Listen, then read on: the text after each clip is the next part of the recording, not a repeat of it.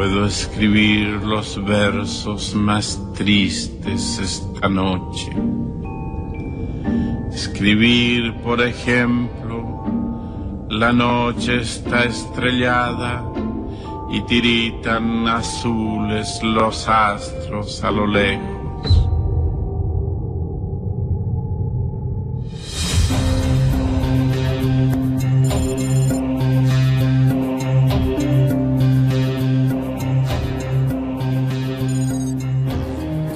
Buenas noches, bienvenidos a la nave del misterio. La voz de Pablo Neruda retumbando, tantos años después de su muerte, tiene algo un poco de psicofónico, ¿verdad? Además que impacta especialmente. Pues bien, sus últimas horas, según por lo menos dice, asegura, lo ha hecho recientísimamente su hombre de confianza, su chofer, el amigo que siempre estuvo junto a él, son propias de una poesía pero de terror.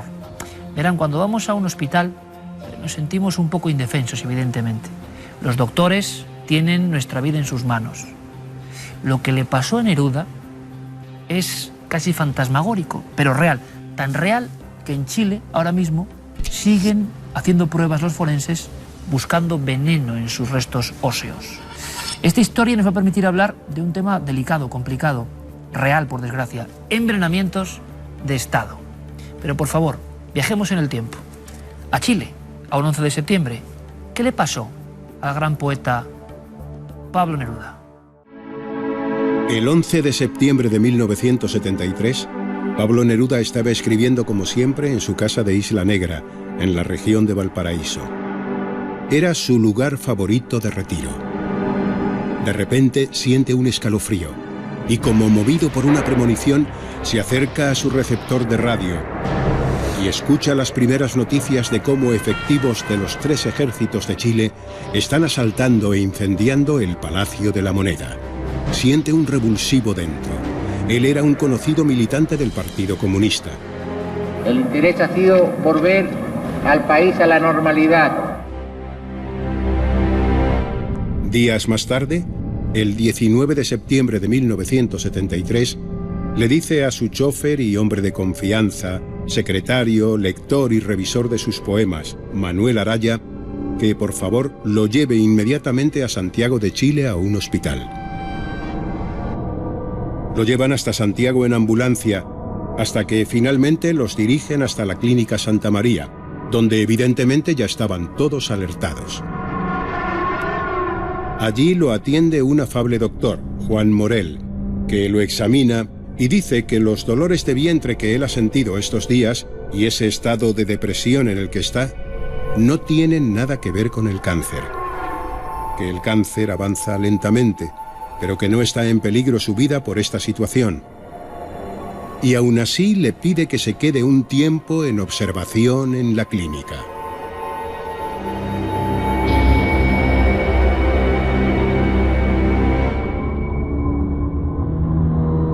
Al día siguiente, Manuel Araya, el chofer, que no se ha despegado en ningún momento de la vera de su amigo y jefe Pablo Neruda, es enviado por el doctor Morel a buscar medicinas que no hay en el hospital para Pablo Neruda.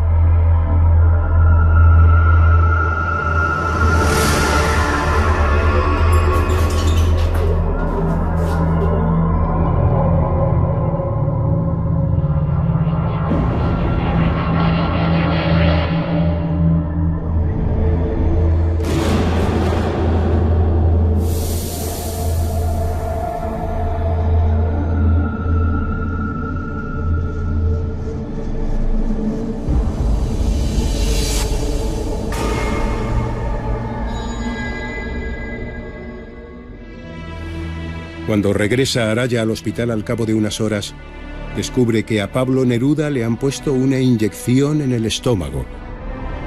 Se supone que de un calmante. Pero Neruda no se encuentra nada bien. Al día siguiente, se vuelve a repetir la escena. Estamos hablando del 21 de septiembre. Vuelve otra vez a salir a por más medicamentos y cuando regresa, Neruda le habla de un enfermero que ha ido y le ha vuelto a inyectar. Cuando describen a ese enfermero, ninguno de los médicos que le atienden lo conoce. no conocen los rasgos que describe claramente el poeta.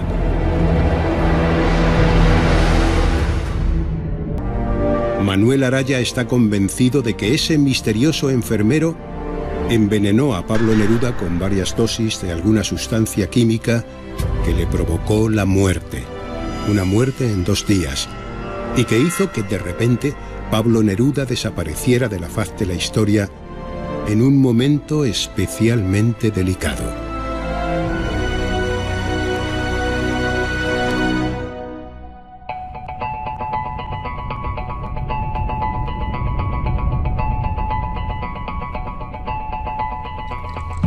¿Pudo ser así el dramático final del poeta Neruda? Bueno, en este mismo instante, mientras ustedes reciben estas imágenes desde el corazón de la nave del misterio, en algún lugar, en 2 morgues, imagino, hay 2 cuerpos. 2 cuerpos que son examinados por la ciencia en busca de ese envenenamiento de Estado. Esto que parece propio de las novelas de espías de los años 60 y 70, resulta, como suele ocurrir, que es verdad, una verdad de la que nos enteramos con el tiempo. También habrá mucho mito, ¿o no? Vamos a intentar descifrarlo porque los casos son sorprendentes y la actualidad, además, lo van a entender enseguida, conecta con este asunto de intentos de envenenamiento. Santiago Camacho, compañero, buenas noches. Buenas noches, Iker. Presentamos a un conocido amigo, Eric Fratini. Él hizo un libro sobre el polonio, que se puso tristemente de moda en cierto momento y hace no mucho.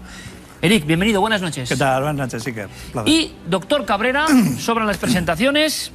Doctor, buenas noches. Buenas noches, Iker y amigos. Por cierto, tú que has hecho cientos, miles de autopsias, ¿cómo se ven los rastros de unos venenos tan poderosos como estos en el organismo? ¿Qué estarán buscando en el cuerpo de Pablo Neruda o de Arafat los forenses ahora mismo? Pues eso es lo malo, Iker, que no se ve nada.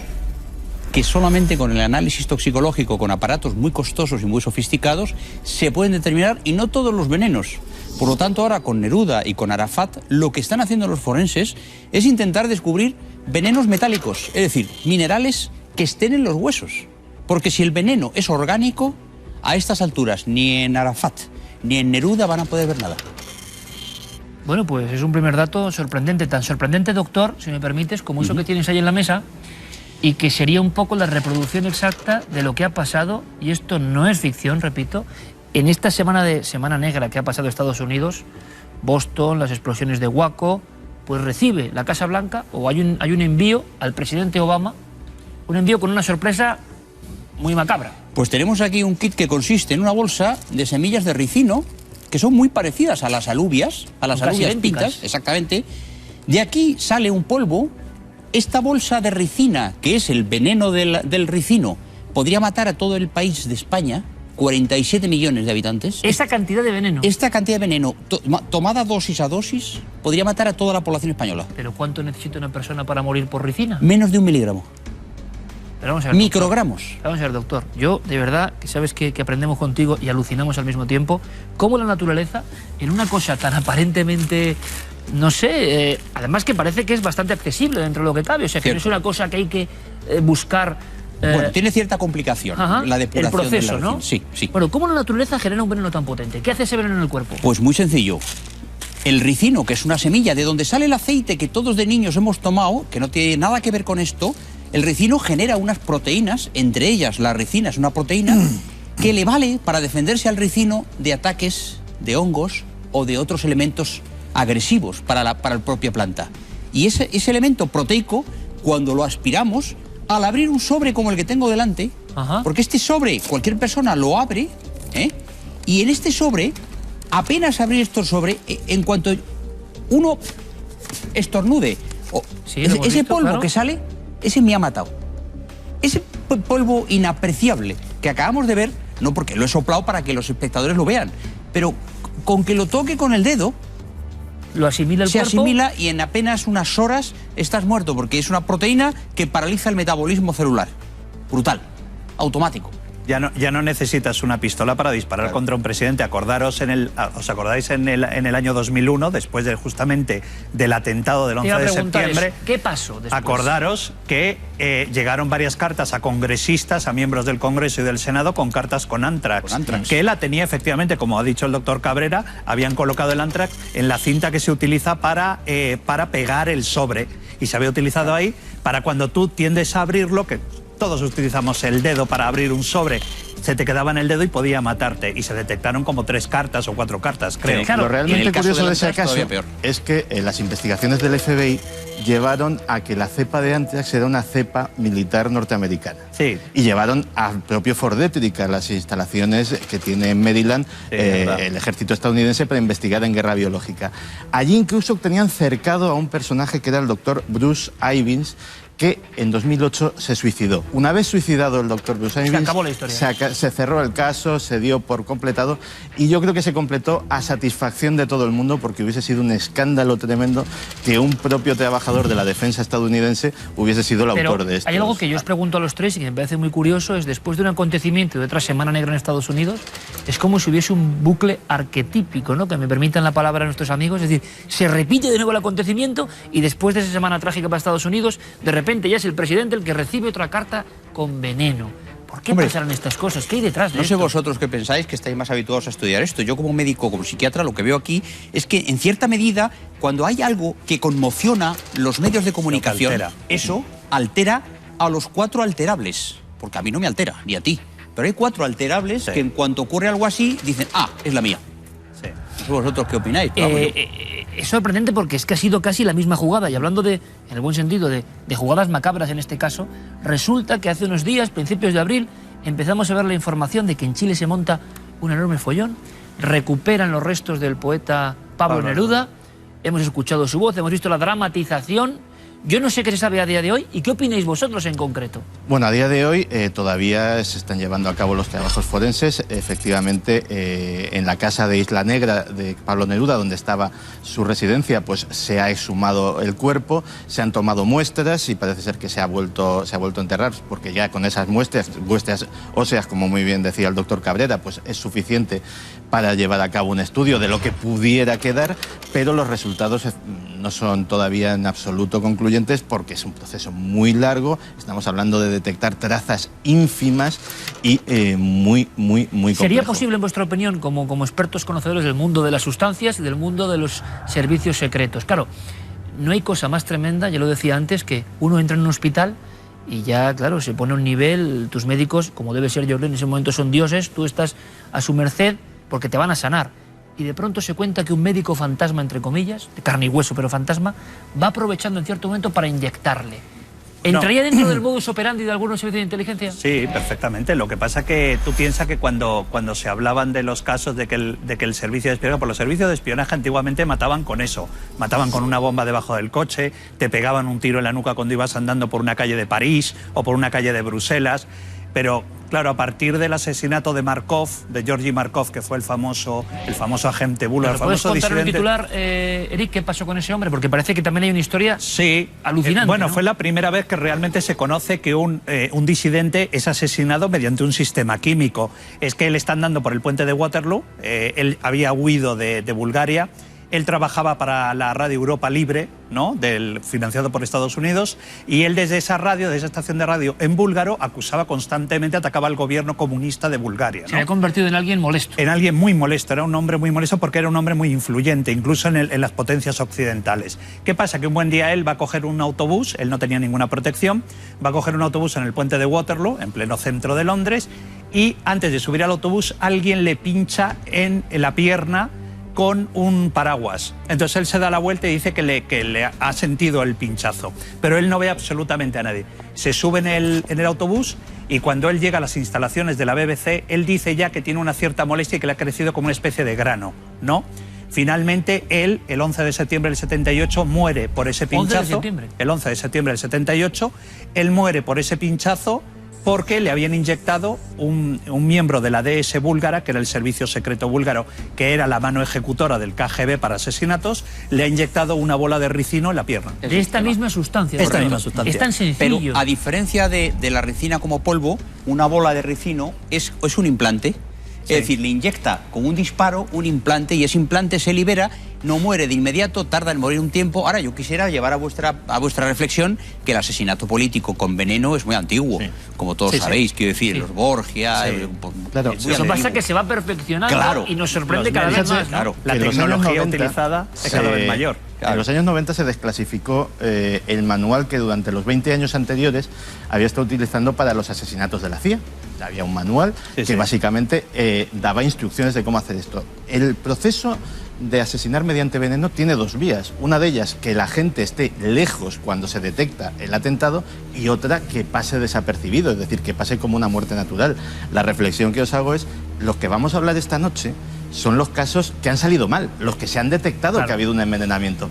¿Cuántas muertes naturales? O que no han salido mal porque han muerto. Sí. Markov murió, Litvinenko ha muerto, Neruda, vamos a suponer que lo hubieran envenenado, también murió, Arafat también murió. ¿Qué pasa con Arafat? Eric, si nos puedes contar también. No, Arafat está en la misma... ¿Cuál es el problema? Arafat está exactamente en la misma situación que está el caso de Neruda. Está ahora mismo, todas las muestras que se recogieron del cadáver de Arafat están en un laboratorio famoso en Suiza, que dicen que es el único que puede detectar ese tipo de... es el más avanzado tecnológicamente, porque ya cuando él muere se dice que lo que él sufre en muy poco tiempo una degeneración del propio cuerpo. Entonces, efectivamente él muere, pero él muere también porque él había tenido problemas de cáncer, había tenido cáncer de próstata, había sufrido muchísimos accidentes en su vida, había sufrido un accidente aéreo muy grave del que sobrevive. Entonces él es enterrado y misteriosamente alguien empieza a decir que han sido los israelíes los que lo han envenenado. La familia, su esposa que vive en París, empieza a decir efectivamente que quiere pedir una revisión al Tribunal de la ONU, a las Naciones Unidas, para que el cadáver sea exhumado y se analicen los restos. Y hace poco se ha autorizado efectivamente la exhumación del cadáver, se han recogido muestras y se está analizando. Personalmente yo no creo que hayan sido los israelíes. ¿Por qué? Sencillamente porque los israelíes, Santi y yo lo sabemos, lo han tenido a tiro 500 veces para poder matarlo. Y no lo han matado ahora, que él ya estaba en el final de su poder, de su mandato en la Autoridad Nacional Palestina. ¿Lo van a matar ahora? Yo creo que no. Yo creo más factible que pueda haber sido una facción de los propios Autoridad Nacional Palestina o una facción palestina radical que propiamente los servicios secretos israelíes. Sí, os quiero recordar a los tres, porque la medicina no es perfecta ni completa, que la mayor parte de los venenos eficaces de verdad no son hoy por hoy detectables. Y esto, lamentablemente, tengo que decirlo, porque... Es una herramienta muy interesante para estos poderes ocultos, ¿no? Claro. Aquí ocurre una cosa, y el público entenderá, porque algunos espectadores me dicen, Iker, ¿por qué tanta conspiración, no? Últimamente en Cuarto Milenio. Bueno, siempre la ha habido, es una nueva forma de acercarse a la realidad. Pero claro, es que los últimos acontecimientos, las últimas fechas, el vértigo que estamos viviendo, ocurren dos cosas, en mi opinión. Quiero saber la vuestra. La desconfianza del público, bien o mal, yo eso ya no lo sé, en torno a cualquier tipo de información oficial, cualquier gobierno, cualquier entidad poderosa, sea democrática o no, es nulo. Es decir, ha ocurrido algo en la conciencia global de la que hablábamos que ya es desconfianza absoluta. Ejemplos evidentes con los últimos acontecimientos de Boston y demás. En tiempo real, miles de fotografías, nadie sabe qué es verdad, qué es mentira. Las conspiraciones incluso más alarmantes y más increíbles gozan de gran salud. ¿Hacia dónde nos lleva esto? Y claro, en ese río revuelto parece que los servicios de inteligencia, los grupos descontrolados, los envenenamientos de Estado, bueno, pues actúan a su manera. Y tenemos ejemplos que yo creo que era el inicio de todo esto, y tú hiciste ese libro, Eric, del polonio. Veíamos, ¿recuerdas, doctor? A un hombre, Yushchenko era el primer caso, que era con dioxinas, ¿no? Que había... De Ucrania. ¿Qué hacía este tipo de... no sé si eran dioxinas? Dioxinas. Pero veíamos a un hombre que se había convertido en anciano prematuro. Claro. En meses. Un hombre muy guapo, además. Claro, ¿Cómo es posible? La dioxina ¿Cómo la naturaleza genera eso? Bueno, vamos a ver, la dioxina es un producto de la combustión. Es decir, no hay dioxina habitualmente salvo que estés en un mundo industrial. Si tú te vas a Somalia donde no hay industria, no hay dioxina, salvo que quemes 4 maderas. Y entonces esa dioxina es un veneno tremendo que, introducido en el organismo, como a este pobre hombre, pues le vimos cambiar de color, la piel entera erupcionó. Bueno, no murió de puro milagro, porque no murió. Le trataron los americanos. Claro, y es que los antídotos para la dioxina, que es un contaminante carcinógeno, mutágeno y embriotóxico, pues no funcionan. Es decir, no existen antídotos para todas estas cosas. Para algunas sí, como en el caso que ha comentado ¿Y el caso de Litvinenko qué fue? El caso de Yushchenko es verdaderamente terrorífico. Si tú pones una imagen, porque era un hombre muy guapo, era un hombre de buena planta, con muy buena planta, y luego ves la fotografía con toda la cara como atacada por viruela, que es verdaderamente terrorífico. Pero en tiempo récord, ¿no? Sí, en muy poco tiempo. Demuestra también el conocimiento de las personas que habían envenenado de lo que iba a ocurrir. Además, lo curioso es cómo se sospecha que se le administró, porque justo el día antes de empezar a ser sintomático, cenó con la cúpula del servicio secreto ucraniano, y parece ser que en una sopa que le sirvieron iba el regalito envenenado, nunca mejor dicho. Es una conexión, doctor, como tú decías antes, de a lo largo de toda la historia los poderosos se han envenenado, se han engañado con envíos extraños. Sí, eso es de siempre. Pero en la historia el veneno estaba en manos de 4. Pero es que ahora, con la información masiva, el veneno está en manos de todos. Claro. Y ese es el tema. Es decir, cuando cualquier cosa peligrosa se pone en manos de toda una población, entonces es lo que tú comentabas. No es que estemos todos atemorizados, es que hay la sensación de que todo es incertidumbre. A Eric Fratini le llamó mucho la atención el caso Litvinenko, porque hiciste ese libro sobre el polonio. Polonio, nos suena algo casi como extraterrestre. ¿Qué había detrás de esta historia como ejemplo de envenenamiento de Estado? Pues Litvinenko, Alexander Litvinenko, era un teniente coronel del KGB, que este hombre deserta a Occidente, se refugia en Londres, y desde ahí, ayudado por Berezovsky, el magnate que curiosamente también ha muerto en extrañas circunstancias esta semana o hace 2 semanas exactamente, protegido por él, empieza a denunciar los abusos cometidos por Vladimir Putin, ¿no?, desde el Kremlin. Misteriosamente un día se reúne, sale de su residencia y se reúne en un restaurante japonés al lado del Hotel Ritz de Londres, el Sushi Express, es el restaurante, se reúne con un intermediario italiano. De ahí él sale caminando, porque las cámaras lo grabaron, las cámaras de las calles de Londres, y se reúne en el Hotel Millennium de Londres con 2 supuestos exagentes del Servicio Federal de Seguridad, que uno de ellos moriría poco después también afectado por el polonio 210, y el otro acabó de diputado de la Duma, del Parlamento ruso. Bueno, parece ser que en un momento Alexander Litvinenko pide un martini, él se va al baño y parece ser que uno de estos 2 le esparcen en un spray sobre la copa el polonio 210, supuestamente. Lo que dijo la investigación británica es esto. Entonces, misteriosamente, él comienza a sufrir un deterioro físico. También puedes ver las imágenes verdaderamente brutales de Litvinenko. Era un hombre bastante grueso, bastante fuerte, con un pelo rubio muy abundante, y las imágenes últimas, él en la cama antes... Como un cadáver andante, vamos. Era un cadáver, era absolutamente un cadáver. El polonio radioactivo es un isótopo grave que, por cierto, para trasladarlo hay que hacerlo en cámaras de plomo, con lo cual el que maneja este tipo de sustancias tiene que saber lo que hace. Y ese polonio es como una bomba atómica inyectada a un sujeto.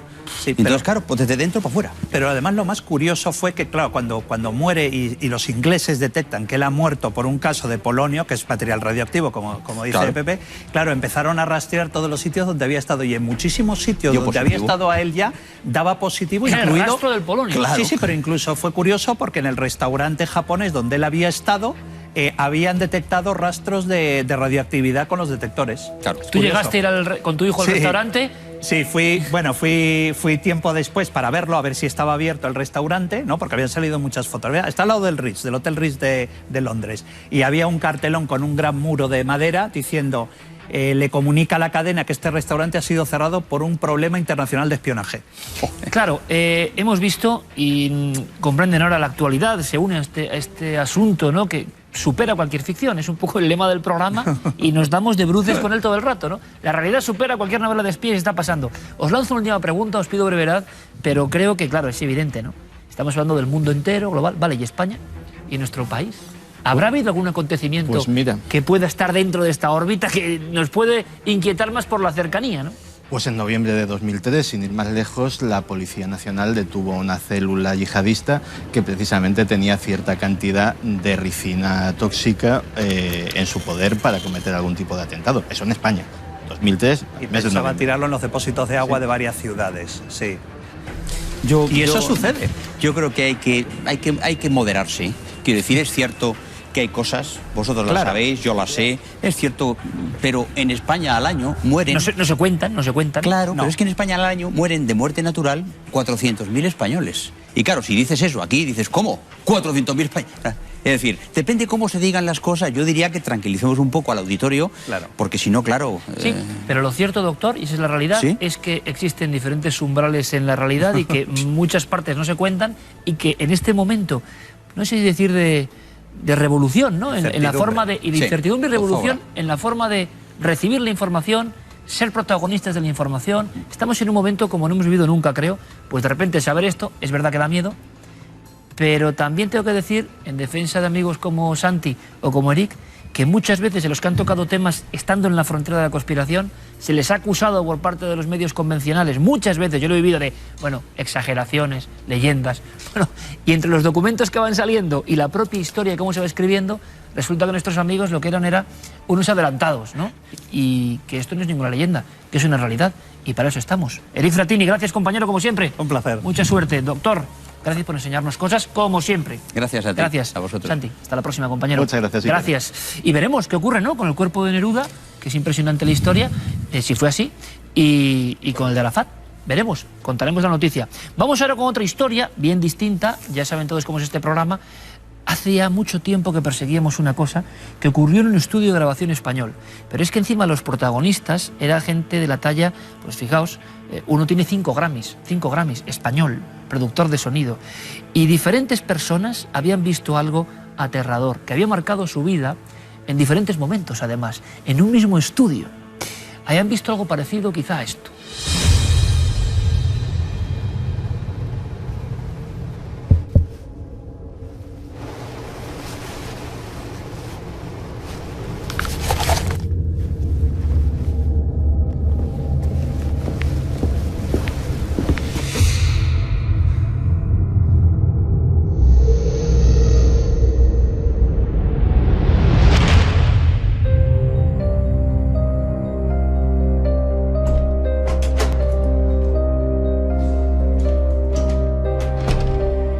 Los estudios de grabación, lugares donde se produce el sonido, donde se hacen trabajos maravillosos, también han sido entornos donde ha ocurrido el misterio. Pero pocas veces hemos logrado conjuntar a testigos de excepción, a personas con un currículum, bueno, espectacular, ¿no? Y con un reconocimiento absoluto en este medio, con un suceso, una observación tan extraña.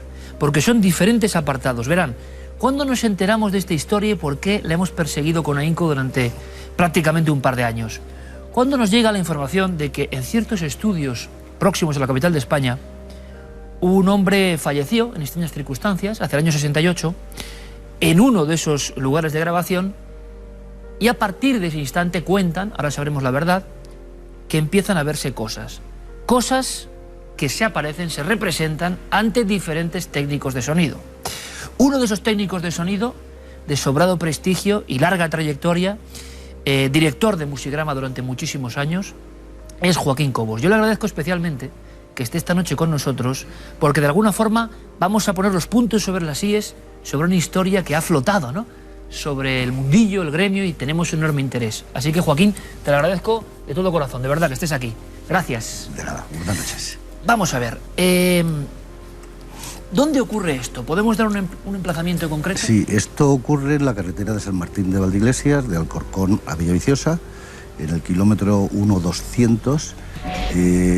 Allí existió un estudio en los años 60-70 que se llamó Celada y luego se cambió a Quirios. Ahora, desgraciadamente, no existe, es un solar.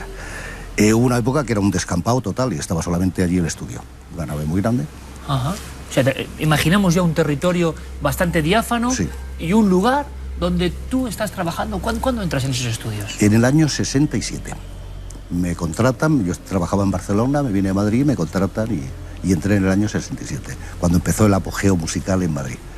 Es curioso porque tú serás el primer testigo de una historia.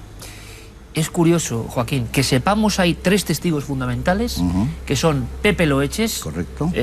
Otra eminencia en el mundo de la grabación, el sonido. Eminencia total. Está otro técnico de sonido que es Corral. Alberto Corral era ayudante mío en aquella época, que también lo vivió. Y Joaquín Cobos, aquí presente. Por desgracia, solo quedas tú, Joaquín. Sí. Eso también te inquietaba un poco. Sí, en ese un poco, aspecto. un poco. Me da que pensar. Bueno, vamos a hacer una cosa, si te parece. De manera excepcional, porque creo que el caso lo merece y que ustedes estarán todos impacientes. Vamos a escuchar una grabación que aparece en ese programa de referencia, Madrid Mágico, año 91. Son entrevistados tanto Joaquín como Pepe Loeches. Como Pepe Loeches ya no está entre nosotros, tenemos la oportunidad de escuchar lo que fue su testimonio, que será solo un fragmento de esta increíble, alucinante y real historia que ellos vivieron. Luego Joaquín nos contará todo desde su vivencia, que por lo que creo, Joaquín, no se te ha olvidado, ¿no? Nunca. Es más, cuando lo recuerdo todavía me da un poco de sobresalto, ¿eh? Eso no se olvida. Cuando uno tiene algo de eso delante... Y han pasado 43 años, ¿eh? Vamos a escuchar a Pepe Loeches y luego observar muy atentamente su compañero, su colega, tantos años, Joaquín Cobos. Bueno, hace tiempo yo tuve una experiencia durante el montaje de un LP, aproximadamente serían las 2 o las 3 de la mañana, cuando, estando con la música a todo volumen, apareció junto a mí, como a un par de metros o 3, una figura grisácea, con forma humana. Las líneas eran muy definidas, exceptuando los pies y las manos.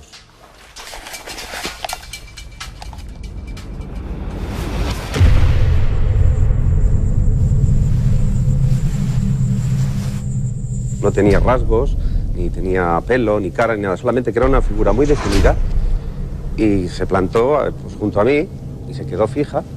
Y mi único afán era, de repente me sorprendí, por supuesto, pero a partir de ese momento intenté comunicarme y le decía, pues, da golpes o muévete, y no hubo forma posible. Entonces, como vi que la puerta del control donde yo estaba trabajando estaba abierta, dije, pues, un momento que voy a cerrar la puerta por si tienes alguna duda o algún miedo o algo. Entonces, como para cerrar la puerta tenía que pasar por donde se encontraba esta figura o fantasma, o como se quiera llamar, pues automáticamente desapareció. Pepe Loeches, 5 Grammys. Está hablando de los años 70, Joaquín, y de ese estudio. Creo que 75, 76, y ya era Quirios, sí, de ese estudio. Hay una cosa que es alucinante. Luego iremos con tu caso, que es el inicial. ¿Cómo Pepe, colega tuyo, trabajando juntos en aquel lugar, que hemos casi imaginado con tu descripción, cómo te cuenta, cómo te quedas tú? Pues fíjate, es curioso porque yo a Pepe, en la época que estuvo en Quirios, no lo conocía. Yo tuve la oportunidad de comprar mi empresa, Musigrama, en el año 83, y yo solo no podía, y la única opción era asociarme con un ingeniero de sonido, lo mejor. Y me asocié con Pepe y compramos Musigrama en el año 83. Y ya siendo socios y trabajando en Musigrama, pues un día, no sé cómo, salió la conversación y me contó esto. Y yo le conté lo mío, lógicamente. Digo, pues mira, hemos tenido los dos la misma cosa y en el mismo sitio. ¿Fuiste consciente de que habéis visto lo mismo? Lo mismo. Él hace una diferencia que yo no lo llegué. Él dice que forma humana. Yo no llegué a ver una cosa así. Pero exactamente lo mismo. Yo no veía brazos, no veía pies. Pero, Joaquín, vamos a ver, hay dos cosas que nos sorprenden. Primero, el ambiente, que yo creo que tú mucho mejor que yo conoces, pero también llevamos muchos años en los estudios de sonido. Ese ambiente tan peculiar, sí, donde el mundo se para, ¿verdad? Totalmente. Donde se llega, tú decías, a escuchar el silencio. Correcto. Se oye el silencio en un estudio de grabación. O sea, y estando todo apagadito, da miedo, estar en un estudio de grabación solo.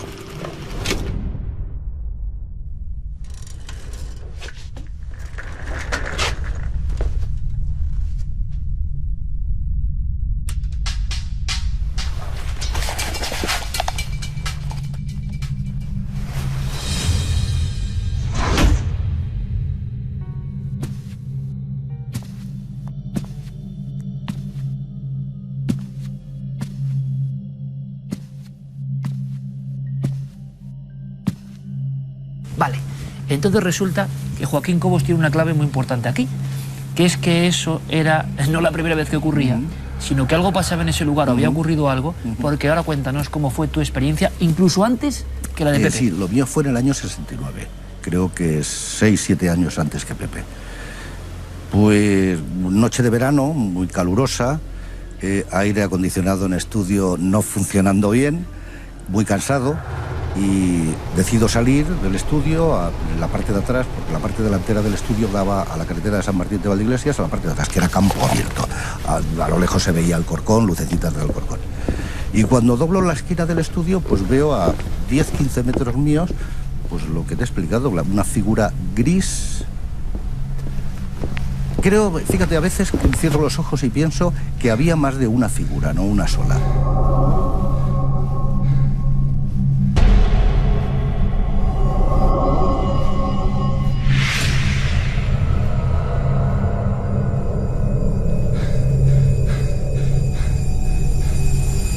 Yo no quiero decir lo de Pepe, que creía que era humano. No, yo vi una figura sin rasgo ninguno, sin brazos ni pies. Pero es como si fuese eso alguien sin piernas, con las piernas cortadas. Correcto.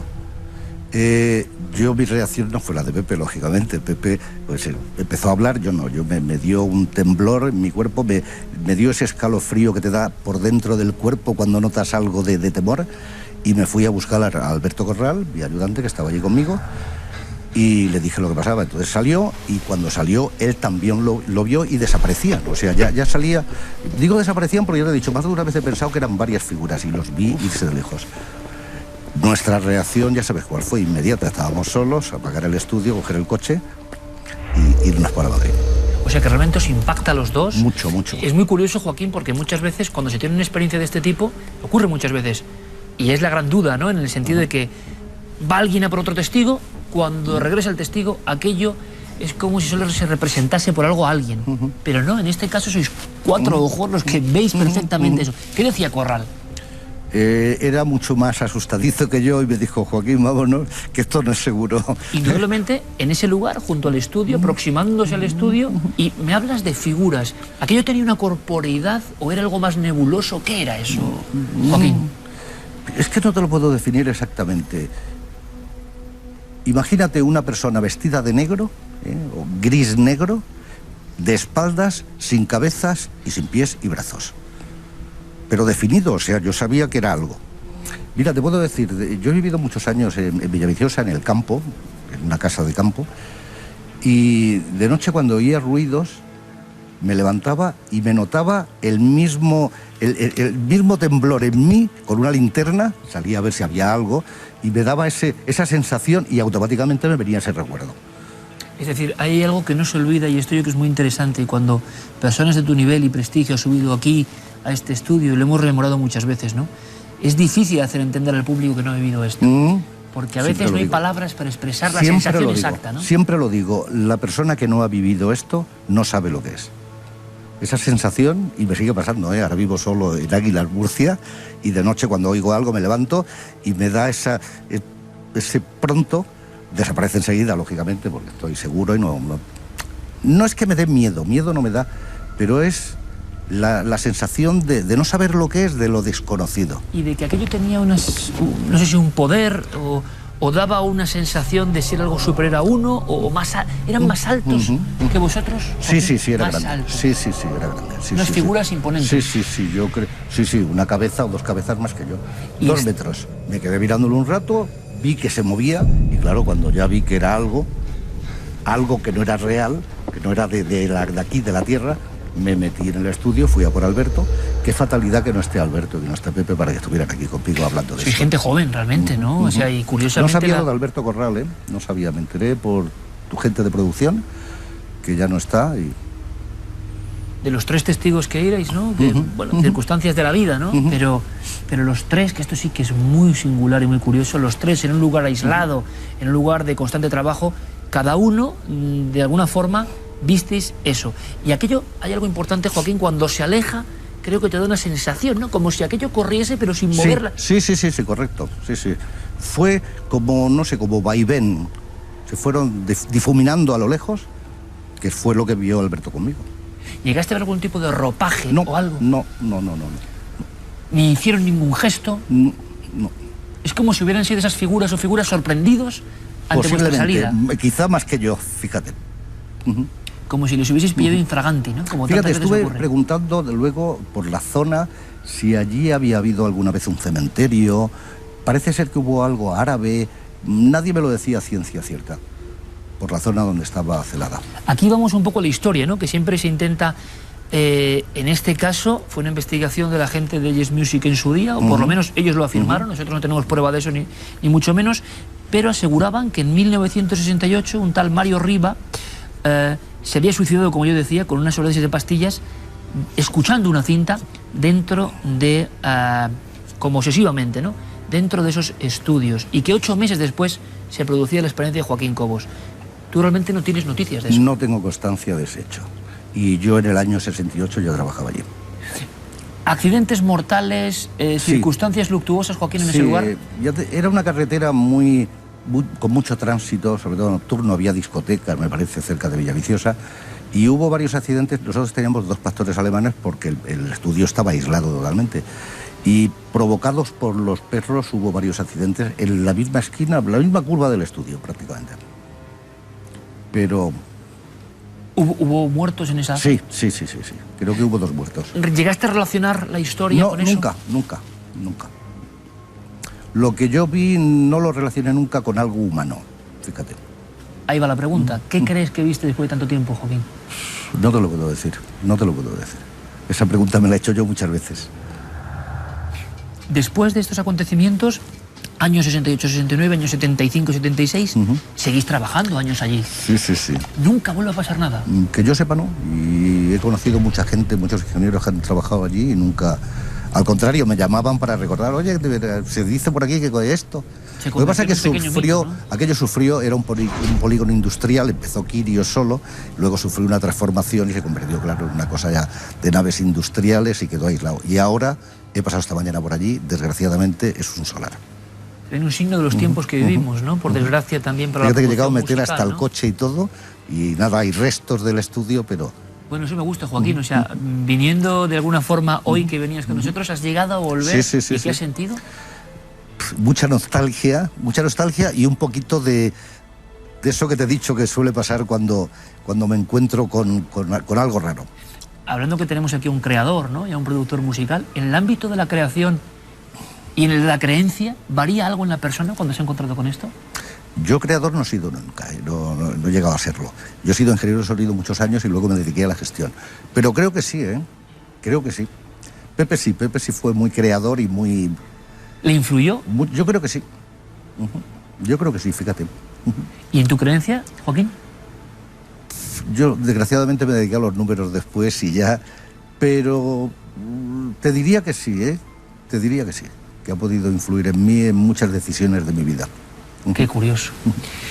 Pues desde luego ha sido un poco un homenaje y, como decíamos, poner los puntos sobre las íes porque, bueno, mi buen amigo, mi gran amigo Diego Marañón sabe muy bien a qué me refiero. Él que estaba obsesionado con esta historia. Pensábamos en un principio, lo pusimos en una carpeta que había ocurrido en Hispavox en un principio, lo que es la vida, ¿no? Se cuenta en el mundo del sonido que hay una serie de grandes técnicos y productores de sonido que todos han visto lo mismo. Claro, los datos están sueltos y por fin yo creo que cerramos el círculo, que sirva esto como homenaje a los 2 testigos que ya no están, Alberto Corral y Pepe Loeches, que podrían estar aquí perfectamente sentados diciendo, esto no es ninguna alucinación. Cuando luego alguien interpreta desde fuera y dice, bueno, era una alucinación, estabais muy cansados, ¿qué respondes? Que no. Yo lo vi tan, ¿cómo te diría? O sea, tan tangible, de poder tocarlo, que por eso me dio tanto miedo, lógicamente. Y claro, luego fui por Alberto y como yo podría estar cansado, muy cansado, pero claro, le dije, Alberto, ven a ver lo que yo he visto porque mañana quiero pensar que es verdad lo que he visto, que no ha sido una alucinación. Y cuando vino Alberto y lo vio conmigo, ratificó. Y luego con los años, cuando conocí a Pepe Loeches y me dijo lo mismo, pues ya no tuve ninguna duda, lógicamente. ¿A qué distancias tuviste de aquellas figuras? Creo que 3-5 metros. Evidentemente son palabras mayores. Sí. Joaquín, te agradezco muchísimo el esfuerzo de estar aquí con nosotros y de recordar una historia que, bueno, no tiene explicación, que está ahí y que estoy seguro que hará que muchísimos amigos ahora mismo en diferentes puntos de España estén rebobinando en recuerdos y quizá muchos, lo sabemos, hayan vivido algo parecido. Gracias por tu valentía y por mostrarlo aquí en Cuarto Milenio. Gracias a ti. Gracias, Joaquín, de verdad. Bueno, pues ahí está la historia y le teníamos muchas ganas, de verdad, esta experiencia que en el ámbito nos habían contado de 1000 formas, extrayendo datos, deformada, imaginada, y qué bueno es tener al protagonista principal y poder por fin hacer el esquema de esta vivencia. 3 técnicos de sonido, 3 ingenieros de sonido, observando esta visita. ¿Quiénes eran? ¿Qué pretendían? Eso, por desgracia, quizá nunca lleguemos a comprenderlo. Vamos con otras cuestiones de actualidad. La semana viene repleta de historias, tienen que conocerlas.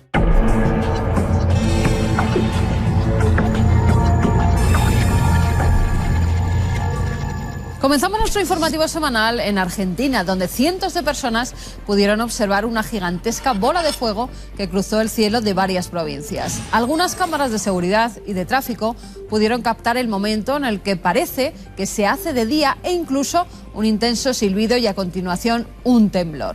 Los astrónomos creen que se trata de un meteoro de unos 20 centímetros de diámetro que dejó una estela con forma de espiral propia de los meteoritos. Después creen que se desintegró prácticamente en su totalidad cuando se encontraba a una altura de 65 kilómetros sobre el suelo, así que apenas quedarán restos. Y seguimos mirando al cielo porque el Ministerio de Defensa brasileño ha anunciado que va a abrir los últimos archivos ultra secretos sobre ovnis.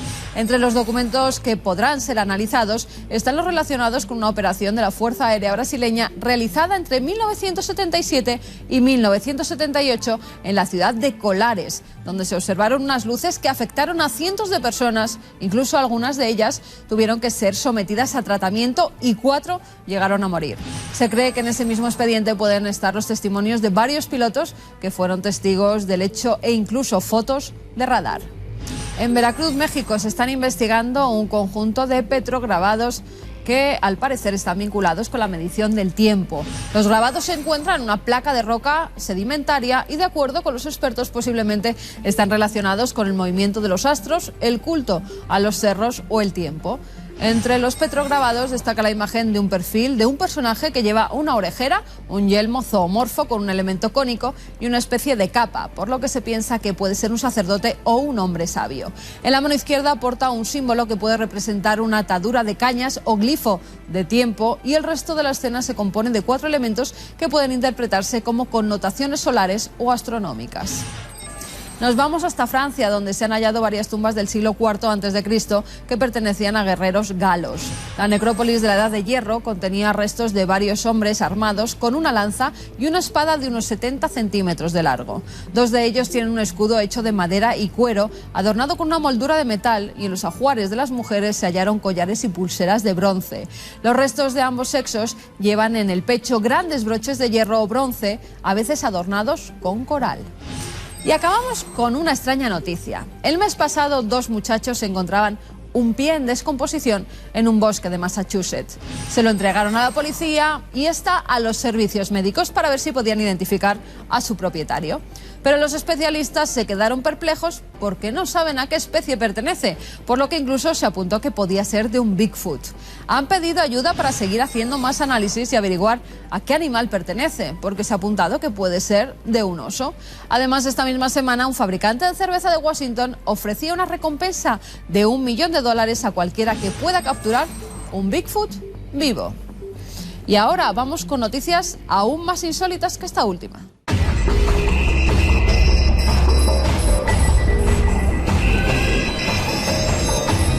Cleveland, una mujer va a buscar a su sobrino al colegio y toma una fotografía cuando él está viniendo hacia ella. Al cabo del tiempo, su hija, revisando las fotografías del móvil de su madre, se encuentra con el que ya se conoce como el fantasma de Rosa. Fíjense por qué. Porque verdaderamente parece una imagen de otro tiempo, pero ataviada como con un traje rosa así de los años 70, tipo Elvis. Ahí lo tienen. ¿Cómo pudo aparecer ese hombre de repente en una fotografía normal y corriente? Un misterio. Y nos quedamos en Estados Unidos, en este caso en Minnesota, porque un hombre se ha llevado el mayor susto de su vida. Es un operario de un hospital. Lleva las cosas a la lavandería. Y cuando está desenvolviendo las distintas sábanas, mantas, descubre que entre ellas hay un bebé de 22 semanas y que está muerto. Aún tenía la identificación en su manita, tenía el pañal puesto. Desde el hospital han dicho que es un terrible error y se sienten avergonzados porque no saben cómo pudo llegar hasta la lavandería y no a la morgue, que es donde tenía que estar. No es para menos, que se sientan terriblemente avergonzados. Y acabamos en el Golfo de México. Unos pescadores, como siempre, están haciendo su jornada cuando de repente entre sus redes un pequeño tiburón. Se fijan y tiene 2 cabezas. Es el segundo ya que se da a conocer en menos de 15 días. Además, los 2 pescados, los 2 capturados en el Golfo de México. ¿Está pasando algo allí? Ya se habla de todo tipo de mutaciones. ¿A causa de qué? ¿Qué provoca que ahora, cuando no se había dado en la vida, aparezcan 2 tiburones y los 2 con 2 cabezas? Todo un enigma. Y ahora, en este punto exacto de la noche, si me lo permiten, voy a hacer los honores a este viejísimo y entrañable invitado, aunque con mala fama hay que decirlo. ¿Por qué hay tantos cocodrilos en España momificados y embalsamados como este de aquí, que forma parte ya de nuestra nave del misterio? ¿Por qué están en templos sagrados? ¿Qué significan? ¿Van más allá de la fauna? ¿Tenían una simbología que tiene que ver con el maligno? No son 1, 2, ni 10, ni 20, sino muchos más. Los lugares donde los saurios capturados, momificados y dejados ahí para espanto del público, que adornan diferentes parroquias y lugares de nuestro país. Además, hay una percha en la actualidad, vamos a decirlo así, y es que en Mijas, Málaga, uno de estos poderosos seres de la fauna, provenientes realmente del Nilo, han provocado el terror. Se sigue buscando a otro ejemplar. Siempre nos han dado miedo, quizá por su fiereza, por sus fauces, pero hay algo más. Nuestra investigación comienza en el pasado, para unirla con el presente. Calzadilla, en pleno corazón de Extremadura. Hay que preguntarse, ¿por qué la escultura principal de esta pequeña localidad representa la lucha de un campesino y un saurio que casi parece un dragón? ¿Qué ocurrió allí? Vamos a descubrirlo. Y como digo muchas veces, se van a sorprender.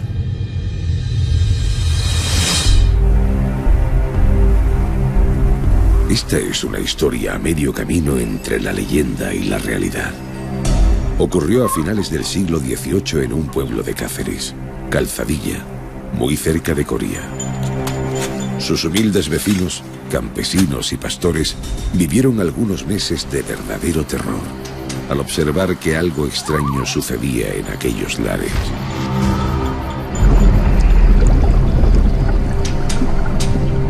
Cada día pues desaparecía una oveja, 2 ovejas y la gente estaba pues pensando que serían lobos o sería, no sé, alguien que las robaba o alguna cosa. La tradición era que atacaba los rebaños y mataba las ovejas, lógicamente, pues para consumir esa carne, para mantenerse el propio animal, y mataba los animales, comía la carne y chupaba la sangre.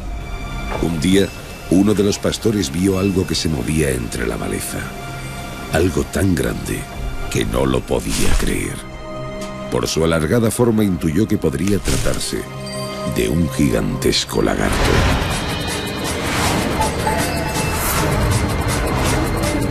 Entonces los pastores se pusieron de acuerdo para poder capturar al lagarto y poder matarlo, puesto que él estaba causando daño en lo que era el rebaño de ovejas que cada uno de los pastores tenían en aquel momento.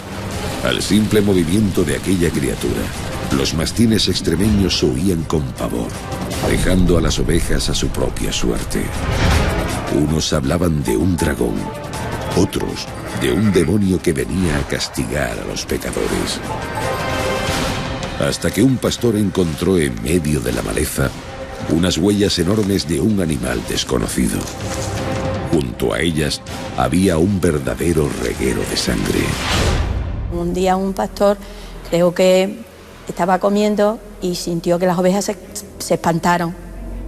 Y los perros salieron corriendo y vio un perro muerto, mordido, y después más adelante vio otro que estaba mal herido. Y digo, aquí tiene que haber algo. Y de golpe se le presentó el bicho, el lagarto, caimán o no sé, lo que fuera. Y entonces le pidió al Cristo bendito que si la calla se le volvía una escopeta y el pan un cartucho que mataba al lagarto. Entonces pues hizo el Cristo bendito, hizo el milagro, y entonces pues lo mató.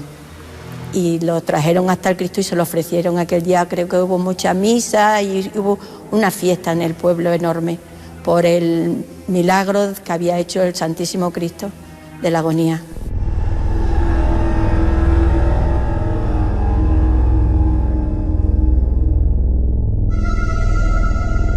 La tradición reza que aquel enorme reptil es el cocodrilo o caimán disecado que hoy en día se encuentra dentro de la ermita del Cristo de la Agonía de Calzadilla.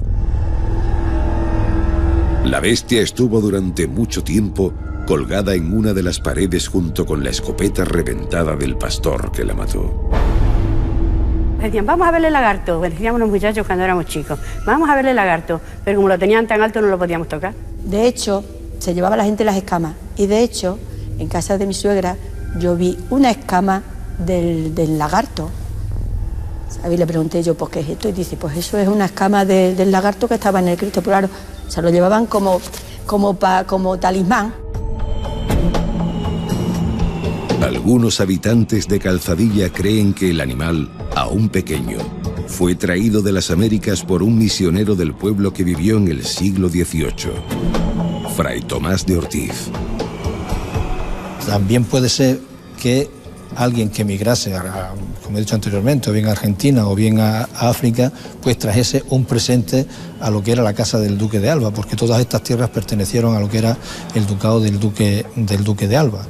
De hecho, en la ermita en la que nos encontramos, dice la canción que el duque de Alba fue quien ordenó y mandó construir esta ermita para albergar la imagen del Cristo de la Agonía.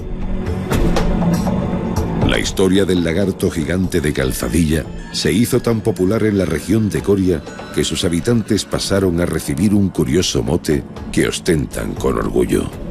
Aunque el gentilicio de los vecinos del pueblo es calzadillano, popularmente nos conocen en todos los sitios como lagartos. Cuarto Milenio viajó a otro pueblo, Santiago de la Puebla, a unos 150 kilómetros de Calzadilla, en la provincia de Salamanca, donde también apareció otro saurio sediento de sangre, hace casi 500 años. Bajaba por el río y como este pueblo era todo como bosque, pues se quedó ahí en un cerrado que dicen que le llamaban el cerrado del Duque, y entonces ahí pues se quedó el caimán y por lo que se ve andaban niños jugando a la orilla del río.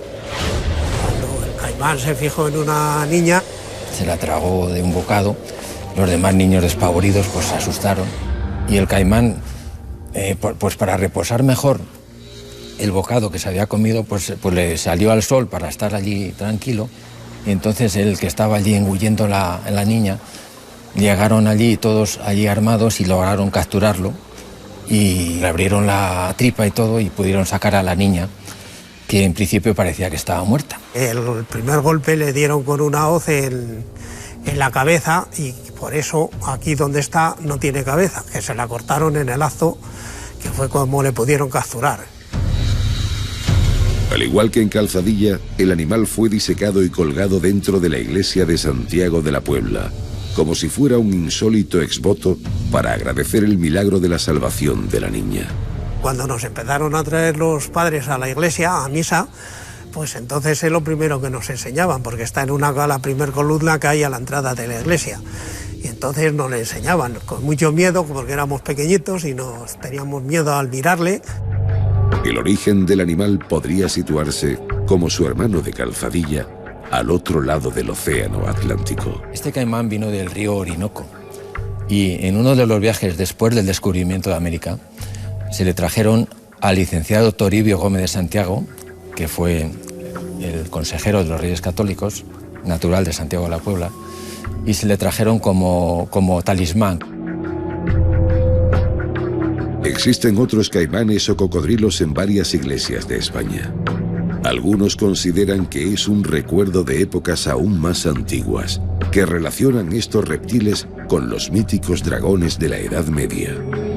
Lo curioso es que, hasta hoy, se conservan dentro de estos espacios sagrados del catolicismo, como una prueba del poder de Dios contra la bestia que un día personificaron las fuerzas del mal.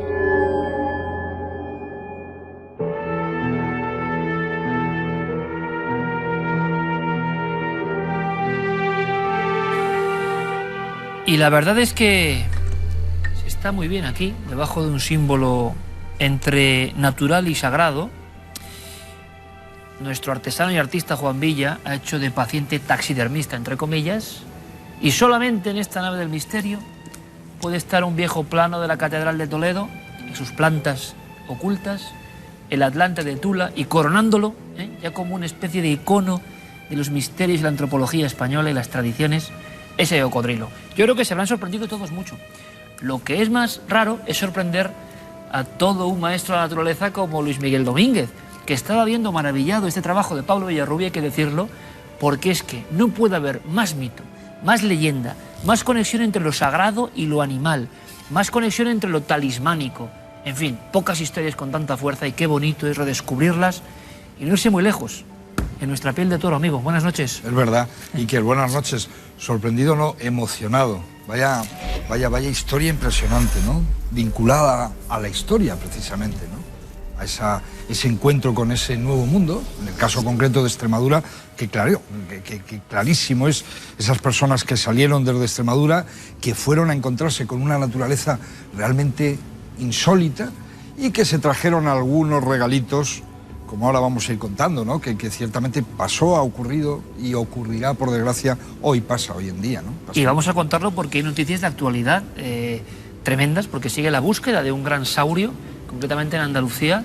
Yo no sé, Carmen, cómo está la historia en este mismo momento, pero ha habido auténtico temor, lo entendemos. Aquí hay otros problemas que tenemos a contar con Luismi, pero lo cierto no es leyenda urbana, o sea, una vez más las leyendas urbanas se convierten en realidad, estamos acostumbrados.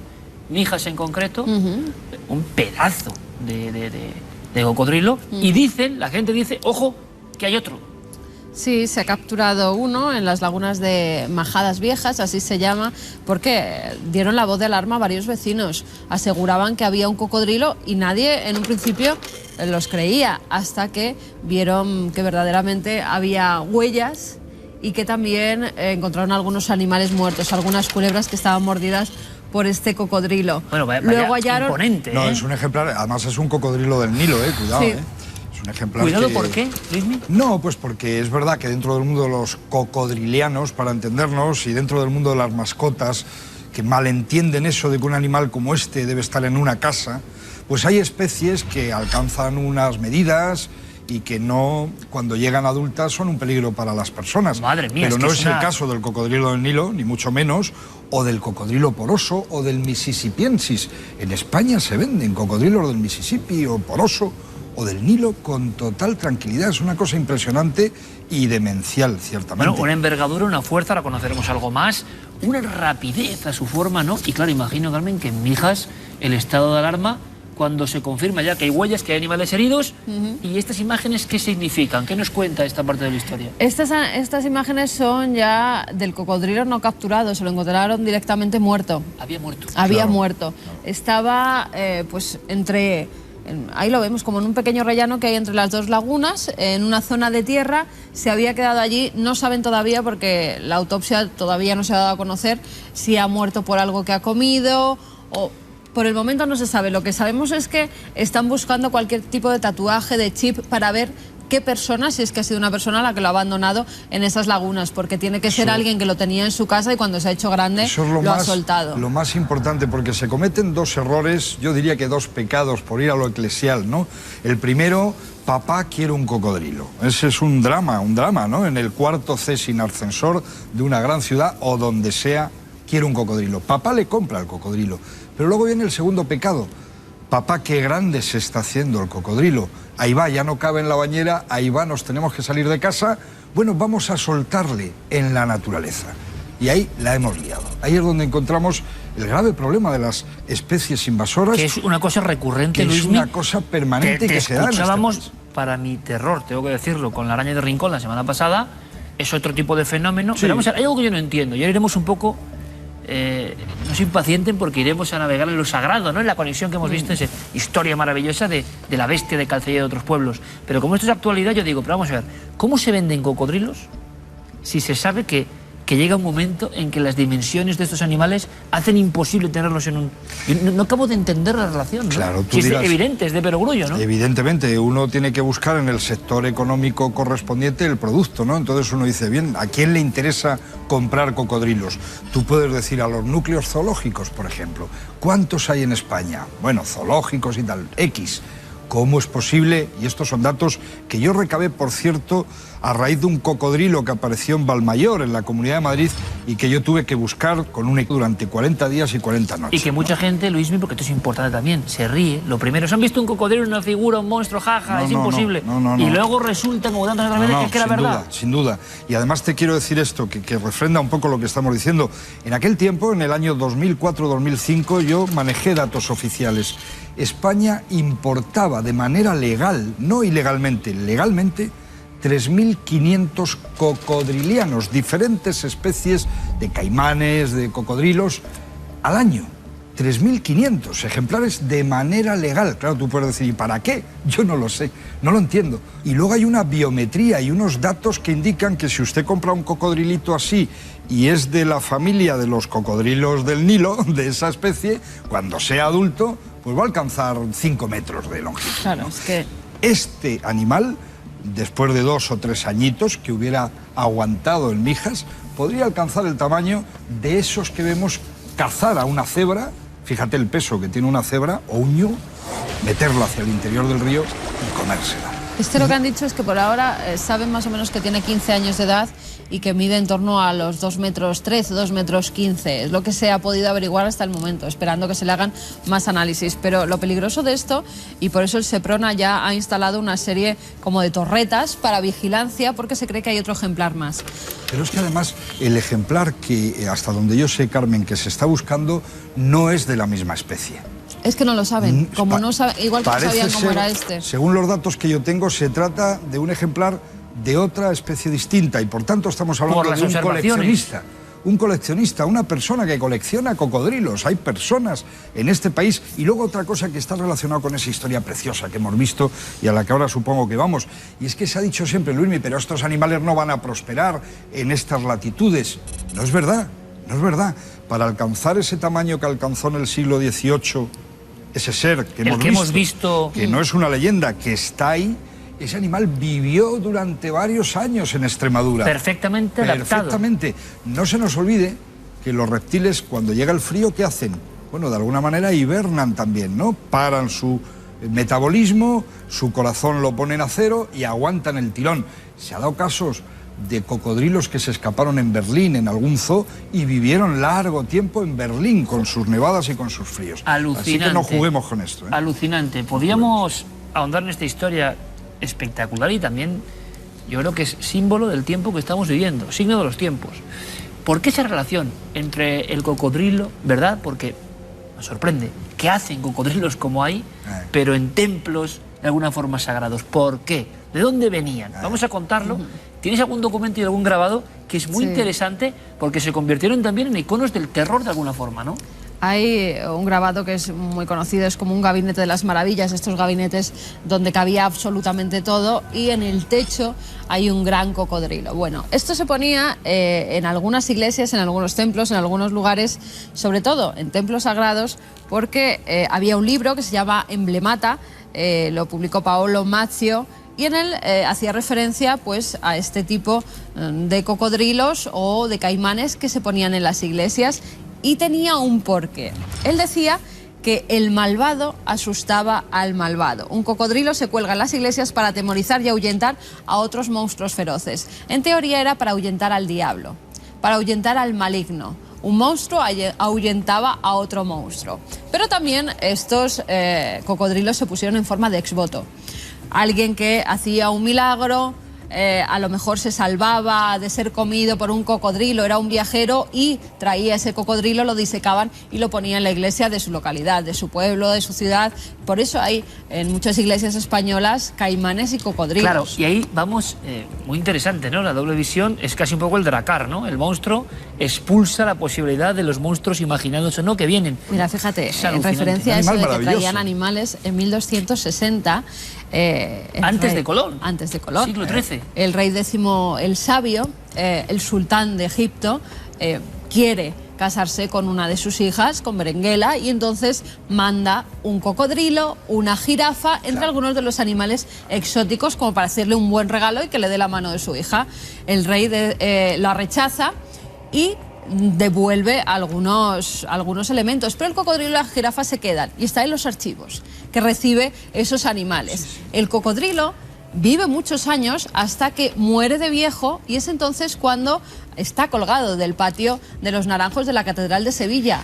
No el original, porque el original, claro, después pues me imagino que no era como antes los taxidermistas a como son ahora.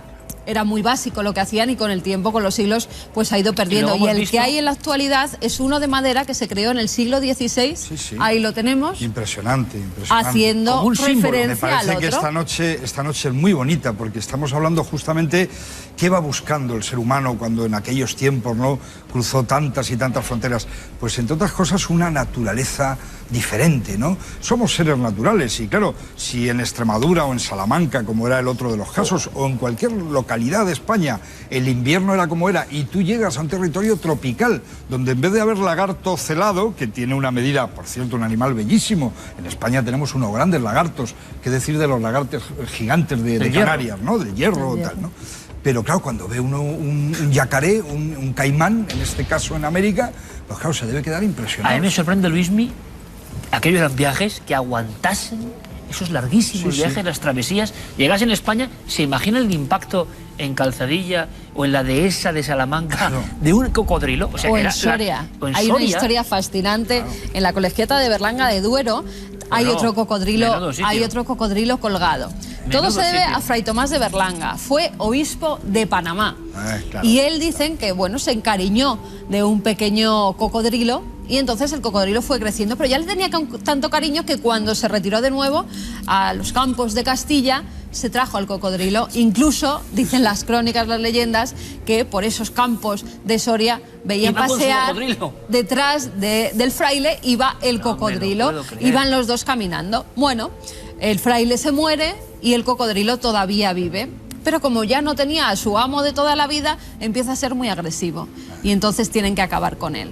Pero, en referencia tanto al cocodrilo como al fraile, deciden disecarlo y colgarlo de la colegiata, y está ahí desde el siglo XVI. Como dice Luis Miguel Domínguez, estamos explorando un mundo que es nuestro mundo, oiga. Es decir, que está en nuestra tierra, en nuestra piel de toro, que no hay que irse muy lejos, y que desgraciadamente a veces estas historias han quedado, ¿no?, apartadas. Y además es increíble, porque en ese tiempo, por lo que se ve, no traían una pareja, por ejemplo, que diera la casualidad. Para empezar, sexar cocodrilos no es fácil hoy, no lo era entonces.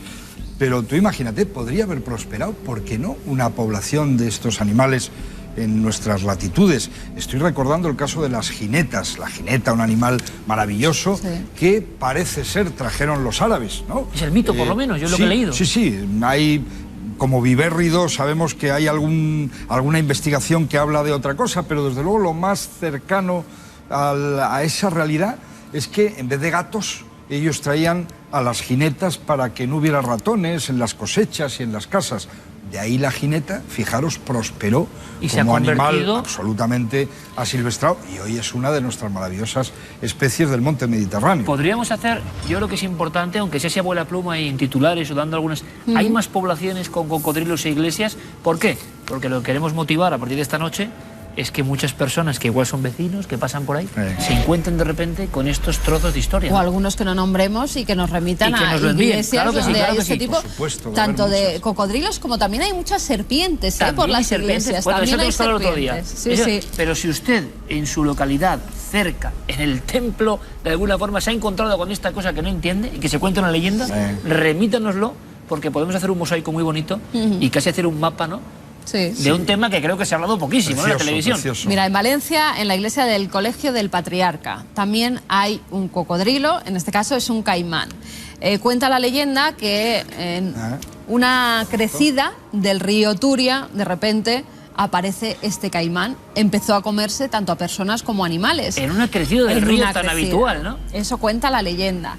Y entonces un joven, que era muy valeroso, decidió poner en su armadura varios espejos. Se pone los espejos y se pone delante del caimán.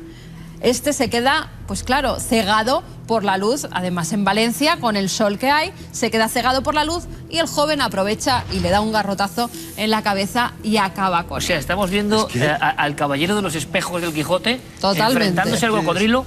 Y yo decía, Luismi, la adaptación al mito, y lo hemos visto en Calzadilla, al milagro. Resulta que la niña estaba dentro del cocodrilo, pero abren el cocodrilo y está viva, y por eso se va al Santo Cristo. Es decir, la mixtura es muy bonito. Con los iconos sagrados, es alucinante, ¿no? Y te ha quedado muy brasilero eso de la mistura, porque ciertamente estos animales por ahí es verdad que hacen esto, pero la manera de capturarlos que nos está contando Carmen, que es súper bonita, que cada una de ellas merece 50 programas, lo de los espejos y tal, en el fondo también forma parte de, ahí va, como es un ser desconocido, ¿qué nos ha pasado, no? Nos ha conmovido como pueblo, ¿no? Y luego viene añadido un montón de cosas. Lo que sí es cierto, sin duda, mucha gente nos está oyendo hoy y dice, bueno, estos animales no se van comiendo a tantas personas.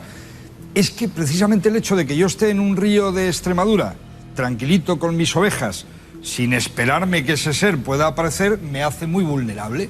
Y es verdad que había bajas en la época, porque este era un animal que se encontraba a unos humanos no conocedores del mismo. En cualquier sitio donde hay, ya digo, tanto alligator como cocodrilos, diferentes especies, la gente, la población sabe qué tiene y qué no tiene que hacer. Pero claro, un pobre pastorcillo que da de beber a su ganado, ¿no?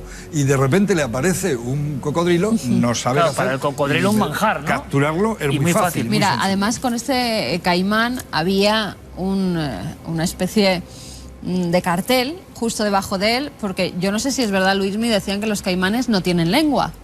Sí, bueno, tienen, vamos a llamarle lengua, la tienen, claro. Bueno, en este caso la leyenda contaba que el rey de Perú fue el que regaló este caimán al fundador del colegio y que se lo regaló para que estuvieran en silencio, porque contaba la leyenda que los caimanes no tenían lengua.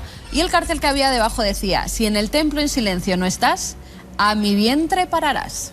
Claro, ellos, claro, quieren diferenciarlo de los lagartos ibéricos, por supuesto de las serpientes, de la propia salamanquesa, que sí tiene una lengua muy concreta. Los cocodrilos son diferentes y esa diferencia es la que a la gente la hacía recrearse y generar este mundo tan bonito que ha llegado hasta nosotros gracias al programa, ¿no? Y que a mí hoy me parece una noche de naturalismo histórico, ¿no? Muy, muy bonita. Pues yo creo que otro día, si les parece, para tampoco llenarles la cabeza de historias, que hay muchísimas, ¿verdad, Carmen? Bueno, está Fuensanta, en Córdoba, el lagarto del Visto del Marqués. Cuenta, vamos a tener titulares para que simplemente esto puede ser origen de otras historias. ¿Qué sitio? Pues mira, en Fuensanta, en Córdoba, hay un gran cocodrilo que lo mismo, la leyenda cuenta que salió del río y que los vecinos, pues también, uno de ellos en concreto, que además el pobre hombre era cojo, pues era el más valiente y decidió cazar al cocodrilo, y además pensando mucho y estudiando su comportamiento, vio cómo el cocodrilo pues iba reptando por los sitios, se movía por los cañaverales y esperó detrás de un árbol con pan. Puso el pan y cuando el cocodrilo abrió la boca, metió su muleta hasta la garganta y acabó con él. Desde entonces lo disecaron y está en la iglesia de Fuensanta, en Córdoba. Pero fíjate, Carmen, que es que ahora mismo si te metes en los chats de pescadores, yo lo hago con frecuencia, puedes leer en muchas ocasiones, lo vi ayer, estuve en el embalse Talvi, o sea, hay una voz populi relacionada con estos animales en nuestras aguas continentales, ya no en los ríos, desde luego sí en los embalses, en algunos lagos españoles. Fíjate los datos que estás dando en el tiempo y en la geografía, en el tiempo y en el espacio, la cantidad de ejemplos y de casos de especie invasora exótica, ubicada en un lugar, viviendo, asentada, ya en aquel tiempo. ¿Qué no estará pasando ahora en esta España nuestra? En el Viso del Marqués, sí, que era en Ciudad Real, también hay otro. Lo mismo, se empezó a faltar ganado hasta que vieron que era un tremendo cocodrilo.